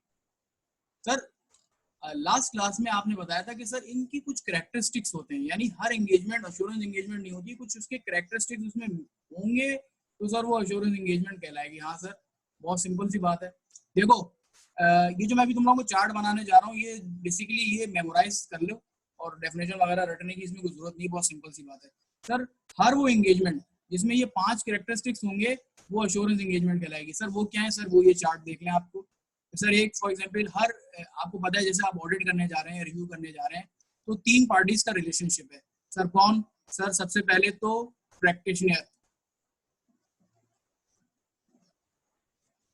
जो कि हम यूजुअली अगर हम ऑडिट करने जा रहे हैं तो हम उसको ऑडिटर कहते हैं सर। एक प्रैक्टिशनर होता है सर, होता है सर। एक रेस्पॉन्सिबल पार्टी होती है सर। रेस्पॉन्सिबल पार्टी का मतलब क्या है? मैनेजमेंट, ये मैनेजमेंट होती है, ठीक है। और सर एक इंटेंडेड यूजर्स होते हैं हमारे, जिसको हम शेयर होल्डर्स या स्टेक होल्डर्स कह सकते हैं। तो सर पहली बात ये हो गई कि किसी भी इंगेजमेंट को हम इंश्योरेंस इंगेजमेंट तब तक नहीं कहेंगे अश्योरेंस इंगेजमेंट जब तक उसमें ये 3 पार्टीज का रिलेशनशिप ना हो। यानी sir it should have a three party relationship. Sir कौन कौन सी है वो थ्री पार्टीज? सर प्रैक्टिशनर होगा यानी जो अश्योरेंस प्रोवाइड करेगा, सर रेस्पॉन्सिबल पार्टी होगी जो कोई इंफॉर्मेशन लेके आएगी जिसका ऑडिट होगा, और सर वो इंफॉर्मेशन किसी इंटेंडेड यूजर के लिए बनाई जाएगी। सर सिंपल सी बात है, इसमें तो कोई ऐसी मुश्किल बात नहीं। अच्छा देखो, ये रेस्पॉन्सिबल पार्टी है ना, ये तुम्हारी फाइनेंशियल स्टेटमेंट्स बनाती है, ठीक है, फाइनेंशियल स्टेटमेंट प्रिपेयर करती है। तो यहाँ भी पता है सर, ये फाइनेंशियल स्टेटमेंट प्रिपेयर करती है एज पर सूटेबल क्राइटेरिया। तो ये भी आपने बताया था, ये सूटेबल क्राइटेरिया क्या है? सर सूटेबल क्राइटेरिया जो है वो हमारा आईएफआरएस है, अगर हम ऑडिट के कॉन्टेक्स्ट में बात करें। लेकिन यहाँ चूंकि जनरलाइज बात हो रही है तो इसलिए मैं नहीं कह रहा फाइनेंशियल स्टेटमेंट। ये मैनेजमेंट कोई भी इंफॉर्मेशन प्रोवाइड कर बना सकती है किसी क्राइटेरिया के तहत, किसी बेंचमार्क के तहत। अच्छा ये जो प्रैक्टिशनर है ना, ऑब्वियसली ये प्रैक्टिशनर आएगा चेक करने इस सूटेबल क्राइटेरिया के तहत जो इन्फॉर्मेशन बनी है उसको चेक करने आएगा। तो प्रैक्टिशनर का रोल जो होगा वो हमेशा वेरिफिकेशन का होगा, ये याद रखना, वेरीफाई करेगा किसी ना किसी चीज को, ठीक है। तो सर जब ये वेरीफाई करेगा फाइनेंशियल स्टेटमेंट्स को या किसी भी और इंफॉर्मेशन को, तो सर इसको कोई एविडेंस मिलेगा, सर कोई एविडेंस मिलेगा, कोई इसको शवाहिद मिलेंगे जिसकी बेसिस पे वो किसी कंक्लूजन पे पहुंचेगा, ठीक है। तो सर वो कोई कंक्लूजन एक्सप्रेस करेगा, कोई ओपिनियन एक्सप्रेस करेगा उस इंफॉर्मेशन पे। तो सर ये सारा हमारा जो है ना, ये पूरा हमारा रिलेशनशिप इसमें कवर हो रही है, यानी इसमें हमारे सारे कैरेक्टरिस्टिक्स कवर हो रहे हैं। सर थ्री पार्टी रिलेशनशिप होगी number one, three party relationship. Sir number two आपका सुटेबल क्राइटेरिया होना चाहिए जिसकी बेसिस पे मैनेजमेंट कोई भी इंफॉर्मेशन बना के ला रही है। सुटेबल क्राइटेरिया होगा जिसकी बेसिस पे मैनेजमेंट कोई भी इंफॉर्मेशन प्रिपेयर करेगी, और इस इंफॉर्मेशन को हम कहते हैं सब्जेक्ट मैटर।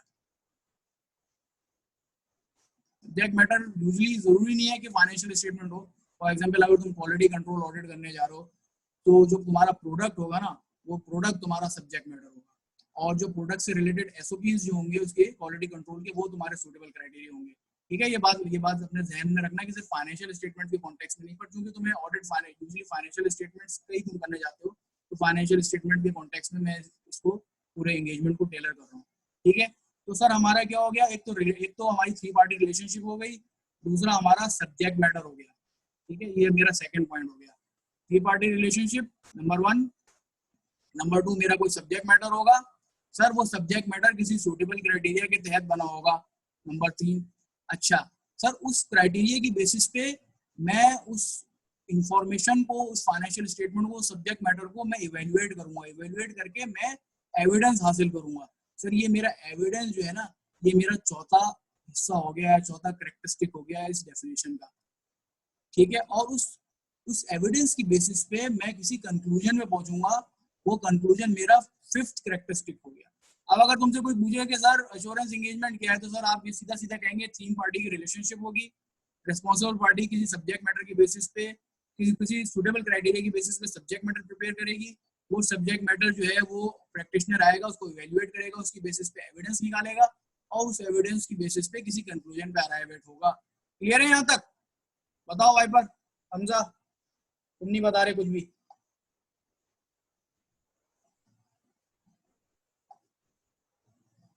चलो ठीक है, ओके। सूटेबल क्राइटेरिया होगा, कंक्लूजन हो गया तुम्हारा, थ्री पार्टी रिलेशनशिप हो गई। तो ये यार ये जो करेक्टरिस्टिक्स हैं, ये जिस एंगेजमेंट में होंगे इसे हम अश्योरेंस एंगेजमेंट कहेंगे, ठीक है। तो इसकी डेफिनेशन सिंपल सी है यार कि assurance engagement means an engagement जिसमें प्रैक्टिशनर जो है वो एविडेंस ऑब्टेन करता है about subject matter and expresses his conclusion. ये फाइव कंपोनेंट्स होंगे, फाइव करेक्टरिस्टिक्स होंगे जिसकी बेसिस पे हम किसी एंगेजमेंट को अश्योरेंस एंगेजमेंट कहेंगे। लिख लो इसको।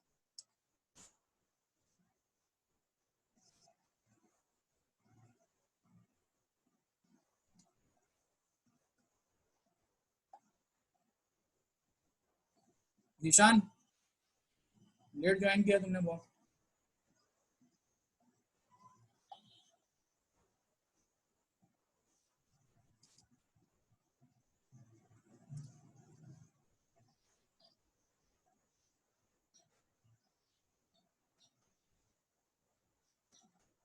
ठीक है सर, आगे बढ़ते हैं।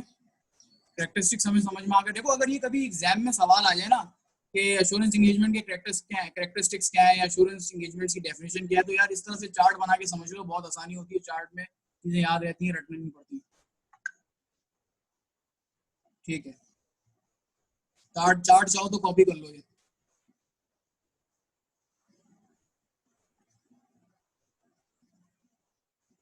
अच्छा एक चीज का ख्याल रखना सर, ये जो मेरा एविडेंस है ना सर, ये एविडेंस जो है मेरा, इसमें सफिशिएंट अप्रोप्रिएट ऑडिट एविडेंस होना चाहिए। यानी जो मुझे शवाहिद देखने हैं ना सर, वो सफिशिएंट भी होने चाहिए और वो अप्रोप्रिएट भी होने चाहिए। सर ये क्यों? सर इसका एक आइजा है, आइजा 500, वो हम वहां जाके देखेंगे, जब हम पढ़ने जाएंगे ना एग्जीक्यूशन की स्टेज पे, तब हम देखेंगे। बस अभी ये पता होना चाहिए कि जो प्रैक्टिशनर या जो ऑडिटर जो एविडेंस लेगा, उस एविडेंस का मुकम्मल होना यानी सफिशिएंट होना और अप्रोप्रिएट होना, सही होना, सही मकदार और सही मेयार दोनों होगा तो वो एविडेंस कहलाएगा, वरना वो एविडेंस नहीं होगा।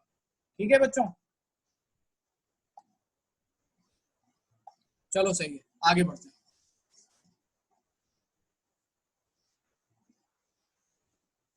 Sir next stage sir levels के बारे में बताएं सर। एश्योरेंस के लेवल्स होते हैं, हाँ भाई एश्योरेंस के लेवल होते हैं सर, ये नेक्स्ट टॉपिक है, लेवल्स ऑफ एश्योरेंस। यानी इसका मतलब ये है कि सर जो हमारी एश्योरेंस एंगेजमेंट होंगी, उन तमाम एंगेजमेंट्स में हम एक तरह की एश्योरेंस नहीं देंगे, एक लेवल की एश्योरेंस नहीं देंगे। होगी एश्योरेंस एंगेजमेंट लेकिन उसके मुख्तलिफ लेवल्स होंगे। सर लेवल्स का मतलब क्या है? सर लेवल्स का मतलब ये है कि जो मेरी ओपिनियन की वर्डिंग्स होंगी ना, ओपिनियन की जो वर्डिंग्स होंगी वो थोड़ी सी मुख्तलिफ होंगी। तो इसका क्या मतलब है? सर इसका मतलब ये है कि मेरे जो प्रोसीजर्स होंगे ना, वो ये डिसाइड करेंगे कि कोई एंगेजमेंट में मेरा एश्योरेंस का लेवल कितना है। यानी डिसाइडिंग फैक्टर क्या है यहाँ पे? आपके एक्सटेंट ऑफ प्रोसीजर्स हैं, प्रोसीजर्स का टाइप, प्रोसीजर्स की extent, procedures type and extent. Sir ये डिसाइड कर रही होंगी कि मेरा लेवल ऑफ एश्योरेंस कौन सा है। यानी ये डिसाइड करेंगे, this will decide the level of assurance.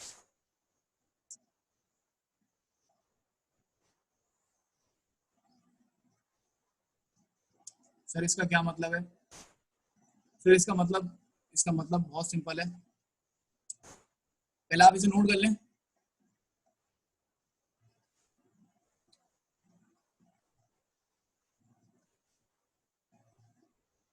ठीक है,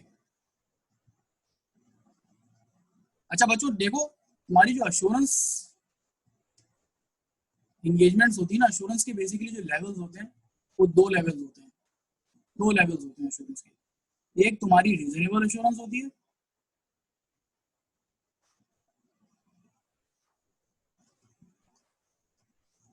और दूसरी तुम्हारी मॉडरेट एश्योरेंस होती है।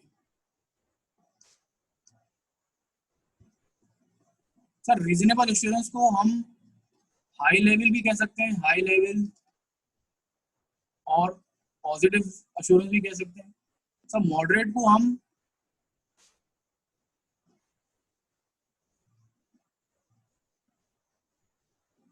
लिमिटेड और नेगेटिव एश्योरेंस भी कहते हैं। सर इसका डिफरेंस क्या है? ये एश्योरेंस तो समझ में आ रही है कि हम एश्योरेंस दे रहे हैं या हम प्रैक्टिशनर हैं, किसी क्लाइंट पे, किसी एंगेजमेंट पे हम लेवल ऑफ कॉन्फिडेंस बढ़ा रहे हैं यूजर्स का। सर अब इस लेवल ऑफ कॉन्फिडेंस में हमारा जो लेवल ऑफ कॉन्फिडेंस है ना, वो भी मैटर करता है। यानी मैं अगर दूसरों का कॉन्फिडेंस बढ़ा रहा हूँ तो मेरा अपना कॉन्फिडेंस कितना है मेरे काम पे, वो मैं देख रहा हूँ, उसकी बेसिस पे मेरा लेवल ऑफ एश्योरेंस डिसाइड हो रहा है। सर दो लेवल्स हैं सर, एक मेरी रीजनेबल एश्योरेंस है और एक मेरी मॉडरेट एश्योरेंस है। सर इसमें क्या फर्क है? सर इसमें फर्क ये है कि अगर मैं सिंपल सी लेमन लैंग्वेज में बात करूँ, रीजनेबल एश्योरेंस में मेरा एक्सटेंट ऑफ वर्क, जो मेरे प्रोसीजर्स होते हैं, वो मेरे मॉडरेट लेवल से ज्यादा होते हैं। सिंपल डेफिनेशन अगर कीवर्ड्स में मैं बात करूं, अगर बिल्कुल सिंपल जो इसका क्रक्स है कि रीजनेबल एश्योरेंस जो है ये एक हाई लेवल ऑफ एश्योरेंस है, क्योंकि इसमें जो प्रैक्टिशनर होता है ये ज्यादा एक्सटेंट तक काम को प्रोसीजर अपने परफॉर्म करता है बनिस्बत एक मॉडरेट लेवल के। यानी फॉर एग्जांपल जैसे आप ऑडिट लेते हैं किसी भी एंटिटी का, audit audit of financial statement, audit of financial statement जो है वो एक रीजनेबल लेवल ऑफ एश्योरेंस है, रीजनेबल एश्योरेंस दिया जाता है उसमें, रीजनेबल लेवल होता है एश्योरेंस का, एक हाई लेवल होता है। रीजनेबल का मतलब ये है हाई लेवल, यहाँ पे रीजनेबल का मतलब हाई लेवल है, हाई लेवल। अच्छा मैं रीजनेबल कह रहा हूँ, मैं एब्सोल्यूट एश्योरेंस नहीं कह रहा हूँ, रीजनेबल का मतलब है हाई लेवल, ये याद रखना है, नॉट एब्सोल्यूट। हतमी बात नहीं होती है, हतमी एश्योरेंस नहीं होती है। एश्योरेंस देते वक्त मैं ये नहीं कहता हूँ कि हाँ भाई सब कुछ ठीक है, अब तो इसमें कोई मिस स्टेटमेंट क्लाइंट में रहेगी नहीं, ये बात नहीं कहता। मेरी वर्डिंग बड़ी डिफरेंट होती है, इस बात का मैं तुम्हें आगे बताने जा रहा हूँ, यहाँ तक लिख लो।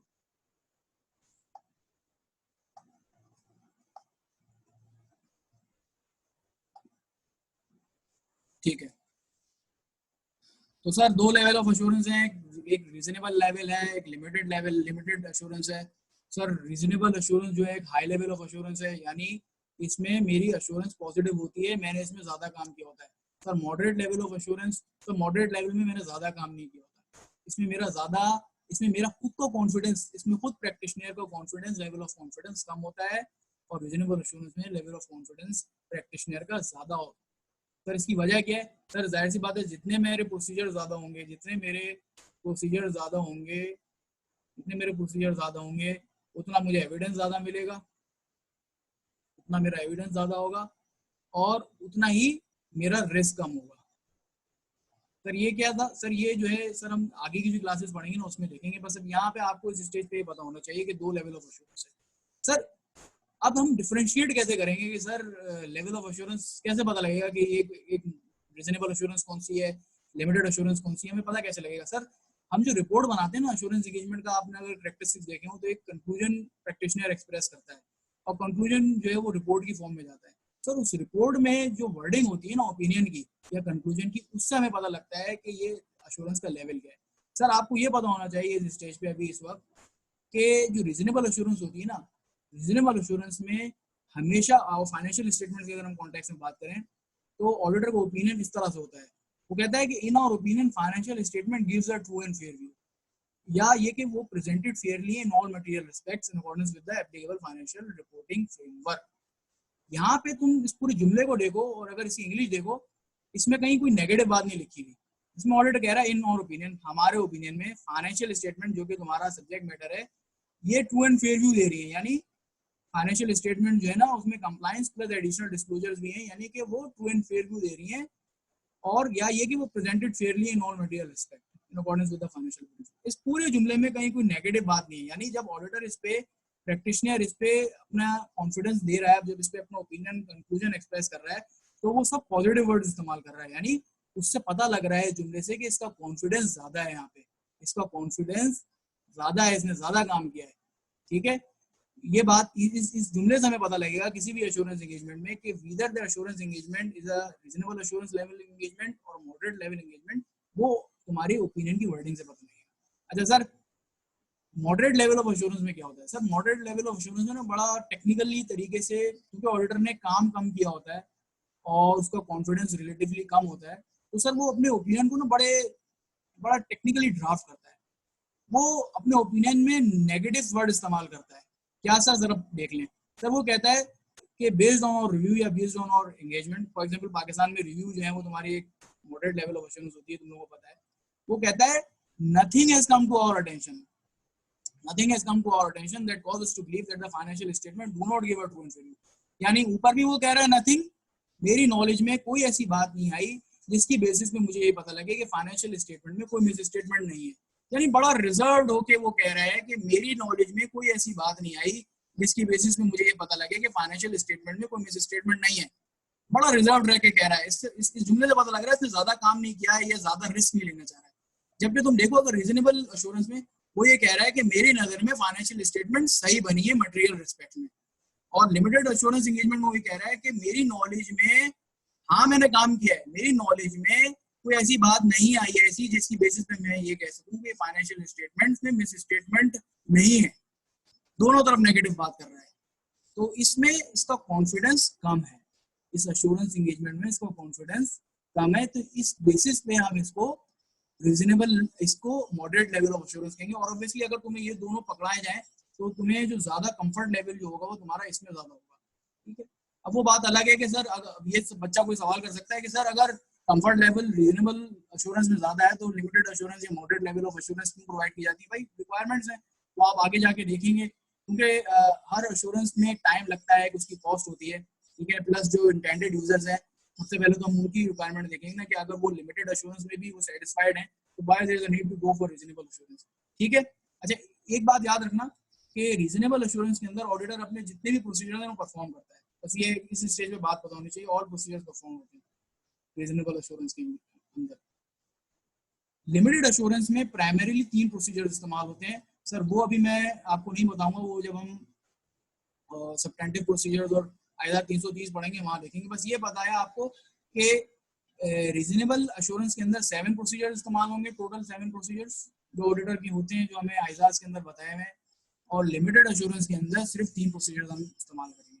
Sir example, sir statutory audits आपके रीजनेबल अश्योरेंस हैं, स्टैट्यूटरी ऑडिट्स आपको सबको पता है। सर आपको ये भी पता है कि पाकिस्तान में जो लिस्टेड कंपनीज है ना, उनका हाफ ईयरली रिव्यू होता है, हाफ ईयरली ऑडिट नहीं होता, हाफ ईयरली रिव्यू होता है, और उस हाफ ईयरली रिव्यू में जो अश्योरेंस रिपोर्ट दी जाती है उसमें लिमिटेड अश्योरेंस रिव्यू होता है उन फाइनेंशियल स्टेटमेंट्स का, यानी interim financial statements half yearly होती हैं, उनका रिव्यू होता है, ऑडिट नहीं होता। तो एक रिक्वायरमेंट तो अभी आपको पाकिस्तान में पता लग गई, तो उस रिव्यू रिपोर्ट का जब आप खोल के देखेंगे तो उसमें लिमिटेड लेवल ऑफ अश्योरेंस होती है, ठीक है, यहाँ तक नोट करना।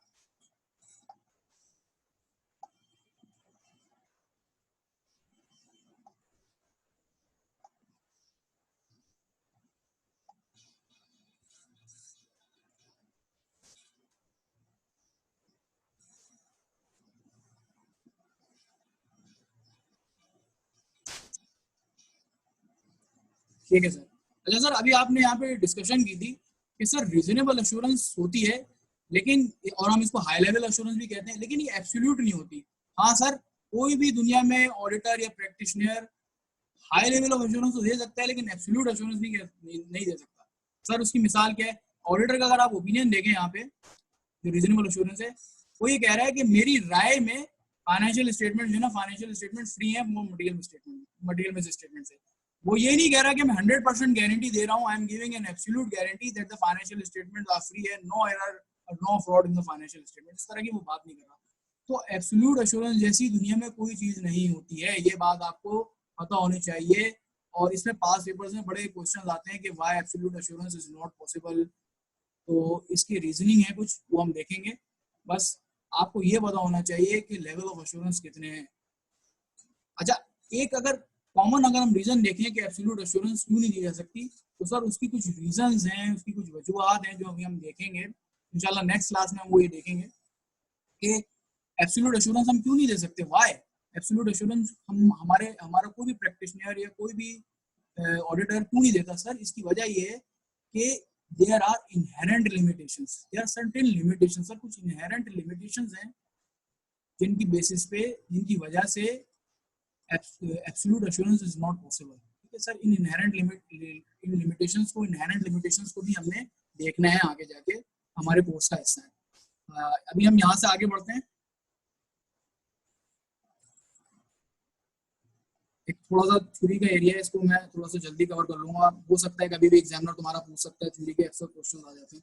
सर जो जिन्होंने पहली क्लास ली थी या जिन्होंने नहीं ली है वो रिकॉर्डिंग में देख सकते हैं कि सर हमने ये देखा था कि जैसे हमारे क्लाइंट का रेगुलेटर या क्लाइंट के लिए जो प्रोफेशन, क्लाइंट हमारे अकाउंटिंग प्रोफेशन को रेगुलेट करने के लिए हमारा एसईसी भी बैठा है, रेगुलेटर, मेन रेगुलेटर। बिल्कुल इसी तरीके से वर्ल्ड वाइड हमारे ऑडिटिंग को, प्रोफेशन को रेगुलेट करने के लिए भी दुनिया में रेगुलेटर्स मौजूद हैं सर। उनमें से एक हमारी जो सबसे मेन प्राइम रेगुलेटर जो है वो हमारा आईफैक है, जो कि ऑडिटिंग प्रोफेशन को रेगुलेट कर रहा है। IFAC means international federation of accountants, ठीक है ना। अगर कभी कोई सवाल आ जाए कि आईफैक की रिस्पॉन्सिबिलिटीज क्या है, आईफैक क्यों कंस्टिट्यूट किया है, आईफैक के बुनियादी पर्पसेस क्या थे, क्यों सेटअप हुआ, तो उसमें आप ये 4-5 बातें लिख सकते हैं, सिंपल सी बात है। आईफैक जो वर्ल्ड वाइड लीडर है अकाउंटिंग प्रोफेशन और ऑडिटिंग प्रोफेशन का, ठीक है। और सबसे इसमें जो काम की बात बतानी है आपने, कि आपने ये बताना है कि आईकैप जो है ना, जिसके आप स्टूडेंट हैं और इंशाल्लाह आप क्वालिफाई भी करेंगे, वो इसका मेंबर है। आईकैप जो है वो आईफैक के मेंबर है, और आप जो है वो इंशाल्लाह आईकैप के मेंबर बनेंगे। तो आईकैप जिस बॉडी का मेंबर बन रहा है तो ऑब्वियसली उसकी कोई ना कोई वर्थ है दुनिया में। सर आईफैक का प्राइमरीली रोल क्या है? सर वो आईफैक जो है ना स्टैंडर्ड्स डेवलप करता है सर, उसकी इम्प्लीमेंटेशन में हेल्प करता है, उस पर कुछ स्टैंडर्ड्स और गाइडलाइंस देता है, हमारी ऑडिटिंग प्रोफेशन की वैल्यू को प्रमोट करता है, पब्लिक इंटरेस्ट इश्यूज पे बोलता है। तो सर ये छोटी छोटी सी बातें हैं, ये आपको पता होनी चाहिए, ये इसमें कोई ऐसी खास बात बताने की नहीं है। ठीक है, आगे बढ़ते हैं। सर आईफैक की ना, आईफैक तो अपनी जगह होगी सर, एक आईफैक की एक बॉडी है सर, आईफैक है, आईफैक के अंदर एक स्पेशल विंग है जिसे IAASB कहते हैं, international audit and assurance standard board of IFAC. ये बोर्ड जो है ना एक्चुअली ये है असल में सही काम जो कर रहा है ना, जो तुम्हारे प्रोफेशन को रेगुलेट कर रहा है, ये है मेन बोर्ड, ये मेन बॉडी है, ये मेन विंग है आईफैक का, जो ऑडिटिंग प्रोफेशन को पूरी दुनिया में रेगुलेट कर रही है। सर मैंने आपको बताया था कि ये जो आइजाज है ना, आइजाज ये वर्ल्ड वाइड है, दुनिया के लिए, ठीक है, दुनिया के लिए। तो इन आइजाज को बनाने वाले भी कोई ना कोई होंगे सर, इन आइजाज को जो बना रहा है ना वो IAASB बना रही है। इसमें जो इंटेलेक्चुअल्स बैठे हैं, जो क्वालिफाइड प्रोफेशनल्स बैठे हैं, जिनको ऑडिटिंग की अंडरस्टैंडिंग है सर, वो ये स्टैंडर्ड्स बनाते हैं। सर बेसिकली मकसद क्या है इस इंटरनेशनल बॉडी का होने का?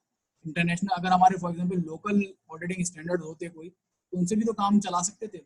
नहीं सर, जब हम प्रोफेशंस की बात करते हैं ना, तो दुनिया भर में तुम देखोगे कि फॉर एग्जांपल दुनिया भर में तुम देखोगे कि इंजीनियरिंग काउंसिल्स हैं, बड़ी बड़ी इंजीनियरिंग बॉडीज हैं, डॉक्टर्स की जो है वो एसोसिएशन है, इसी तरीके से दुनिया में अकाउंटेंट्स और ऑडिटर्स की भी एसोसिएशन है, जिसमें से IAASB हमारी रिप्रेजेंटेटिव है। सर इसकी वजह क्या है? सर वजह ये है कि ये एनहांस करता है, ये एनहांस करता है क्वालिटी और कंसिस्टेंसी ऑफ एश्योरेंस सर्विसेज को, क्योंकि सर यही वो बॉडी है जो दुनिया में स्टैंडर्ड्स बना रही है ऑडिटर्स के लिए, तो दुनिया भर के ऑडिटर, दुनिया भर की फर्म्स आइजाज को फॉलो कर रही हैं ताकि international across the borders auditing practices standardize हो। सर इसकी एक वजह ये भी है कि यही तो रीजन है कि पाकिस्तानी फर्म से जो तुम्हारे सिकॉन्डीज जाते हैं UAE और दूसरी मिडिल ईस्ट कंट्रीज कैसे जाते हैं, इसलिए कि उनको international standards, international auditing standards जो हैं वो उनकी अंडरस्टैंडिंग है और दुनिया भर में वो वही स्टैंडर्ड्स फॉलो हो रहे हैं। तो इस बॉडी ने जो स्टैंडर्ड सेट किए हैं, इससे कंसिस्टेंसी और क्वालिटी ऑफ ऑडिट जो है ना अक्रॉस द ग्लोब वो इंश्योर हो रही है। सर एक सवाल आ जाए कि सर एक्टिविटीज क्या हैं आईफैक की, तो सर मैंने आपको बता दिया था आईफैक की, सर आईफैक की एक्टिविटीज ये है कि स्टैंडर्ड्स को डेवलप करती है, डेवलपमेंट है स्टैंडर्ड्स की, ठीक है, फिर उसके बाद फिर उनकी इम्प्लीमेंटेशन है, उनको इम्प्लीमेंट कराती है, उस पर गाइडलाइंस देती है, और कुछ उस पर प्रैक्टिस स्टेटमेंट, प्रैक्टिस नोट्स भी इशू करती है ताकि दुनिया भर के ऑडिटर्स जो हैं वो उन स्टैंडर्ड्स को सही तरीके से समझ सकें।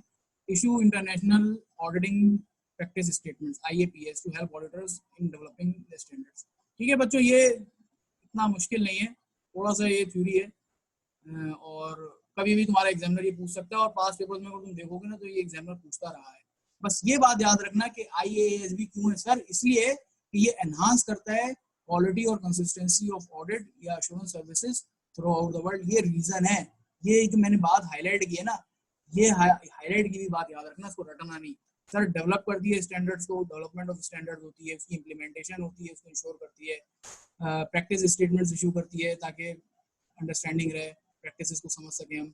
जैसे लॉज होते हैं, तो लॉज जो है वो तो लॉ बता देता है कि करना क्या है, उसको एक्सप्लेन करने के लिए रूल्स होते हैं, रूल्स और गाइडलाइंस होती हैं, बिल्कुल इसी तरीके से ऑडिटिंग लॉज जो है वो ऑडिटिंग गाइडलाइंस तुम्हारे आइजाज हैं, और उसको फर्दर एक्सप्लेन करने के लिए प्रैक्टिस स्टेटमेंट्स होती हैं।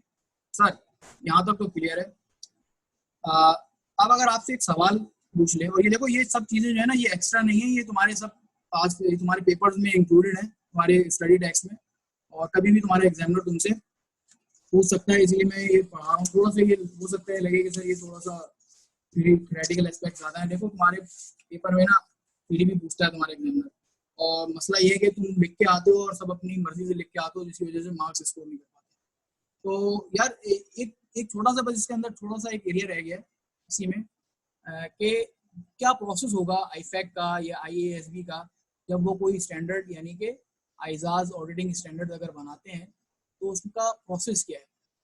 हम यहाँ थोड़ा स्पेसिफिक बात कर रहे हैं कि जो हमारे आइजाज हैं ये कैसे डेवलप होते हैं, इनका प्रोसेस ऑफ डेवलपमेंट क्या है, process of development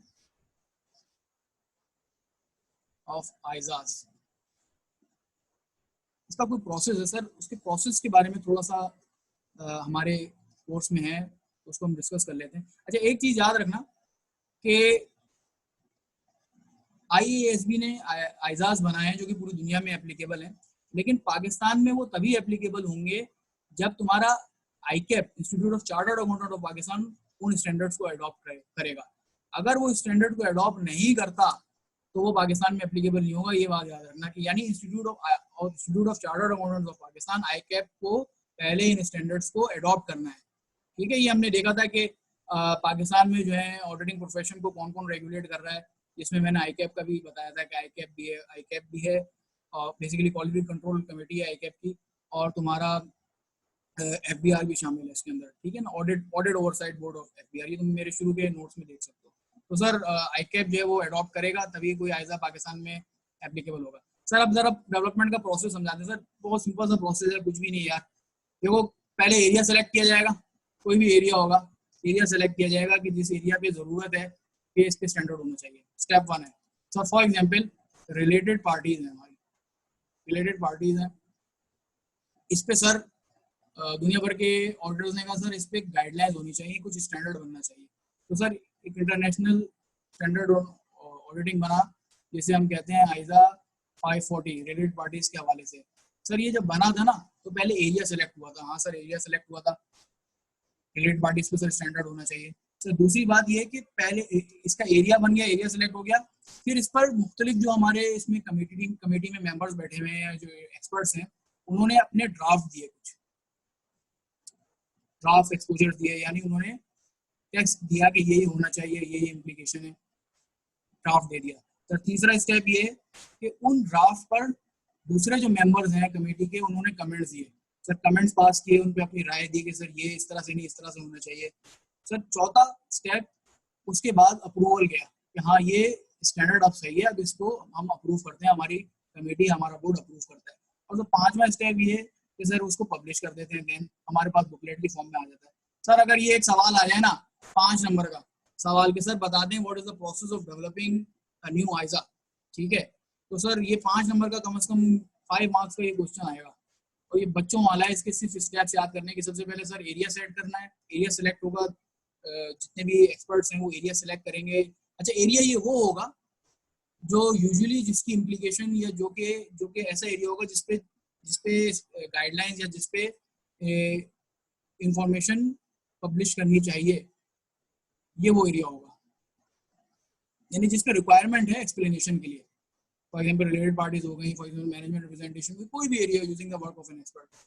area select हो गया सर, फिर उस पर एक्सपोजर बनेगा, ड्राफ्ट बनेगा कि क्या क्या होना चाहिए, इस पे हमारी प्रैक्टिसेस क्या होनी चाहिए, इनका ऑडिट किस तरह होगा।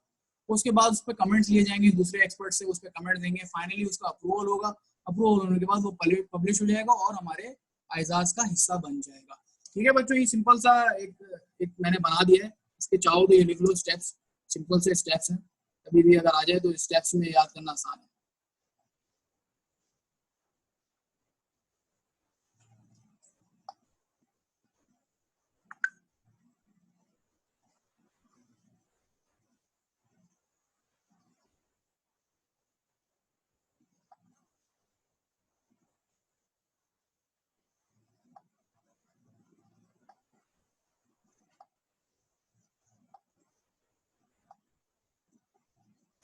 अच्छा सर, सर आगे बढ़े।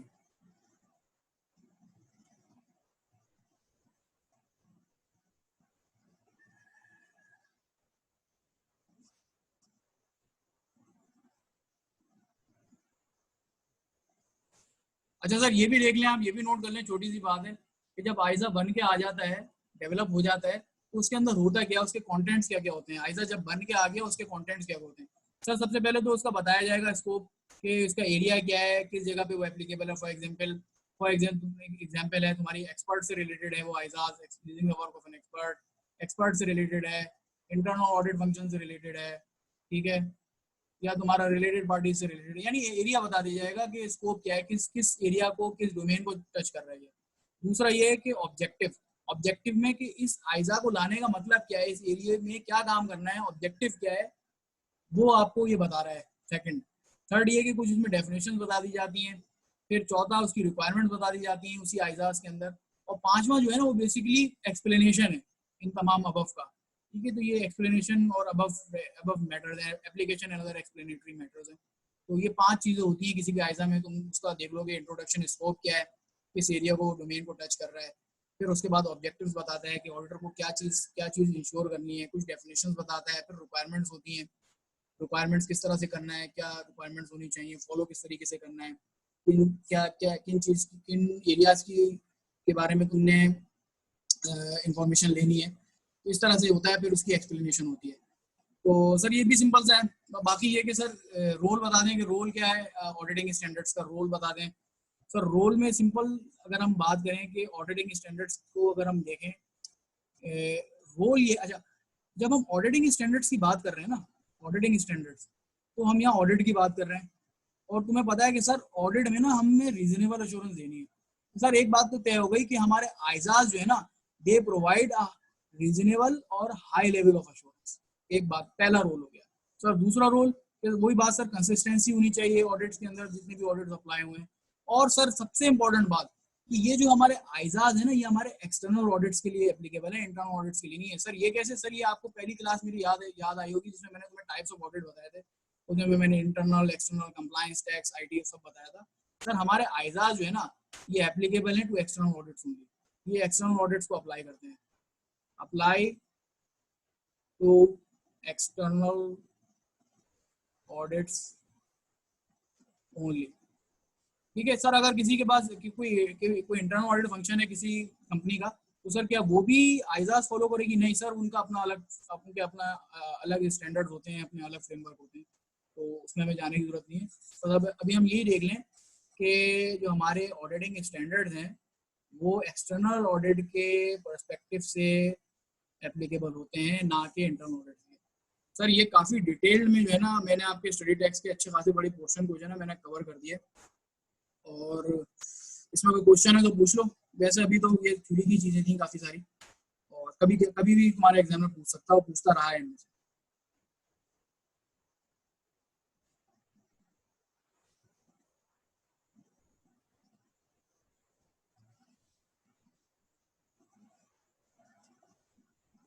अच्छा सर, बस 5 मिनट का मेरा और है इसमें। 5 मिनट का एक टॉपिक हम थोड़ा सा और देख लेते हैं, उसके बाद इंशाल्लाह नेक्स्ट क्लास में हम इसको कंटिन्यू करेंगे। फिर इंशाल्लाह नेक्स्ट क्लास में हम पास पेपर्स की प्रैक्टिस करेंगे। अच्छा सर, ऑडिट के बारे में सर आपने हमें उसके ऑब्जेक्टिव्स बता दिए, ठीक है, काफ़ी सारी की डेफिनेशंस भी बता दी, और कॉन्सेप्ट्स हमने समझे। जो हमारी बॉडी है जिसने प्रोफेशन को रेगुलेट करती है, उसने जो स्टैंडर्ड्स बनाती है, जिस प्रोसेस से बनाती है, वो भी देख लिया। सर कुछ हम स्टैट्यूटरी ऑडिट की बात कर लेते हैं, कुछ स्कोप की बात कर लेते हैं, जो हमारे ऑडिटर की रिपोर्ट में स्टैट्यूटरी ऑडिट के हवाले से स्कोप में होता है। सर ये कुछ देखें, ये जो है ना, ये जो बेसिक कॉन्सेप्ट्स है ना, इसमें मुख्तलिफ स्टैंडर्ड से चीज़ें लेके कुछ बेसिक डाली गई हैं। थोड़ी सी जो है ना इनके मैनर जो है ना वो थोड़ा सा आगे पीछे है, लेकिन आपको इंशाल्लाह जिस तरीके से मैं समझा रहा हूँ आपको मुश्किल होनी नहीं चाहिए समझने में। सर हम बेसिक बिल्कुल बात समझ रहे हैं। Sir scope of statutory audit यानी स्कोप ऑफ एक्सटर्नल ऑडिट की बात कर रहे हैं, जो कि ऑडिटर अपनी रिपोर्ट में लिखेगा। सर ऑडिटर का स्कोप क्या है? ऑडिटर का क्या स्कोप है? वो ऑडिट करने क्यों आ रहा है? सर वो ऑडिट करने इसलिए आ रहा है कि उसने प्रोसीजर्स परफॉर्म करने हैं। पहला स्कोप में सबसे बड़ी बात ये होगी कि उसके स्कोप में, उसके डोमेन में क्या क्या आएगा। अगर आपसे कोई सवाल पूछे कि ऑडिट का स्कोप क्या है, एक्सटर्नल ऑडिट के स्कोप में क्या क्या आ रहा है, स्कोप यानी डोमेन में क्या क्या आता है। सर डोमेन में ये आता है कि उसने प्रोसीजर परफॉर्म करने होते हैं। Number 1, he has to perform procedures. Auditor ने प्रोसीजर परफॉर्म करने हैं ऑडिट एविडेंस ऑब्टेन करने के लिए। और सर ऑडिट एविडेंस ऑब्टेन करेगा सब्जेक्ट मैटर फाइनेंशियल स्टेटमेंट्स पे, तभी तो वो ओपिनियन एक्सप्रेस करेगा। तो प्रोसीजर्स परफॉर्म करेगा तो ओपिनियन मिले, तो सफिशिएंट अप्रोप्रिएट ऑडिट एविडेंस मिलेगा, सफिशिएंट अप्रोप्रिएट ऑडिट एविडेंस मिलेगा तो उसकी बेसिस पे वो कंक्लूजन तक जाएगा। तो मेन जो बात है वो प्रोसीजर्स परफॉर्म करने हैं। ठीक है, ये नोट कर लो कि स्कोप में उसके प्रोसीजर्स आ रहे हैं। Number 1 procedures, audit procedures. Sir number 2, sir जब ऑडिट करने जाएगा तो एंटिटीज की अंडरस्टैंडिंग लेगा, एंटिटी के सिस्टम्स की।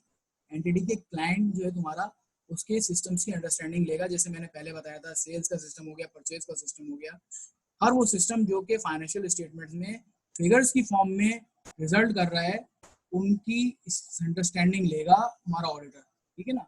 सिस्टम्स एट क्लाइंट, इनकी अंडरस्टैंडिंग लेंगे।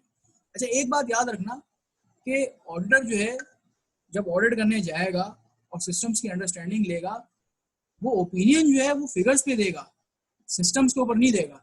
यानी ऑडिटर जो है वो कंट्रोल्स जो सिस्टम्स हैं उसके ऊपर ओपिनियन नहीं दे रहा है, वो फिगर्स पे ओपिनियन दे रहा है। सर इसको हम जरा डिटेल में बाद में देखेंगे, बस इससे ज्यादा भी इस स्टेज पे समझना जो है ना वो मुनासिब नहीं है। एक बात आपने याद रखना है कि ऑडिटर का जो ओपिनियन होगा, ऑडिट ओपिनियन जो होगा वो होगा फाइनेंशियल स्टेटमेंट्स पे क्लाइंट की, ठीक है, ठीक है। वो सिस्टम्स पे नहीं होगा। हमारे सिस्टम जो क्लाइंट के सिस्टम्स हैं, क्लाइंट के सिस्टम्स क्लाइंट सिस्टम या इंटरनल कंट्रोल्स, इस पर ओपिनियन नहीं देगा वो, ये याद रखना। वो ओपिनियन दे रहा है फाइनेंशियल स्टेटमेंट्स पे, और फाइनेंशियल स्टेटमेंट्स इस पर ओपिनियन नहीं दे रहा वो, क्लाइंट पे, क्लाइंट के इंटरनल कंट्रोल दे, क्लाइंट के सिस्टम से ओपिनियन नहीं दे रहा, वो फाइनेंशियल स्टेटमेंट्स पे दे रहा है। और तुम सबको पता है कि फाइनेंशियल स्टेटमेंट में फिगर्स भी होती हैं और फाइनेंशियल स्टेटमेंट में डिस्क्लोजर्स भी होते हैं, ये याद रखना बच्चों, ठीक है। सर तीसरी बात है, तीसरा जो स्कोप में, पहली चीज स्कोप में उसने प्रोसीजर्स परफॉर्म करने हैं, दूसरी चीज उस स्कोप में आ रही है कि वो ओपिनियन देगा और ओपिनियन देगा एफएस के ऊपर। सर तीसरी चीज क्या आ रही है? सर तीसरी चीज आ रही है कि जब वो क्लाइंट की अंडरस्टैंडिंग ले रहा है फाइनेंशियल्स की, तो वो कुछ चीजें मजीद और कर रहा होता है। फॉर एग्जांपल जैसे तुम्हारी अकाउंटिंग पॉलिसीज है, अकाउंटिंग पॉलिसीज की अंडरस्टैंडिंग लेता है। फॉर एग्जांपल एक तुम्हारा क्लाइंट है, फॉर एग्जांपल एक तुम्हारा क्लाइंट है, उसकी अकाउंटिंग पॉलिसी है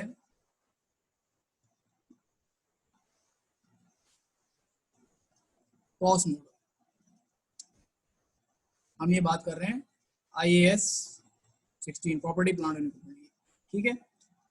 कॉस्ट मॉडल उसका चलता हुआ है। अब अगर अचानक ये क्लाइंट तुम्हारा कॉस्ट मॉडल से रिवैल्यूएशन मॉडल की तरफ पहुंच जाएगा, या पहुंचता है, पिछले जितने भी फाइनेंशियल स्टेटमेंट में कॉस्ट मॉडल पे बने, और इस दफा जब ऑडिट करने गया तो देखता है कि रिवैल्यूएशन मॉडल फॉलो किया है, तो क्लाइंट की बात, क्लाइंट की जो चेंज आई है, क्लाइंट ने जो अकाउंटिंग पॉलिसी चेंज की है, इस पे जाके ऑडिटर उससे बहस करेगा कि भाई क्या जरूरत थी आपको ये पॉलिसी चेंज करने की, और क्या ये जो चेंज है ये पॉलिसी का अप्रोप्रिएट है, सर्कमस्टांसेस में नहीं है।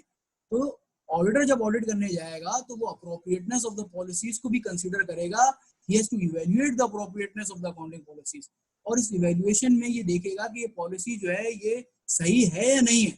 अच्छा, एक चीज और ऑडिटर ने मेक श्योर करनी है कि ये जो अकाउंटिंग पॉलिसी है ना, ये कंसिस्टेंट होनी चाहिए ओवर द पीरियड, कंसिस्टेंट होनी चाहिए। यानी ये नहीं होना चाहिए कि पिछले सालों में जो था वो कॉस्ट मॉडल चल रहा था, अब एकदम इन्होंने रिवैल्यूएशन मॉडल इस्तेमाल कर लिया, या रिवैल्यूएशन मॉडल से कॉस्ट मॉडल पे चले गए।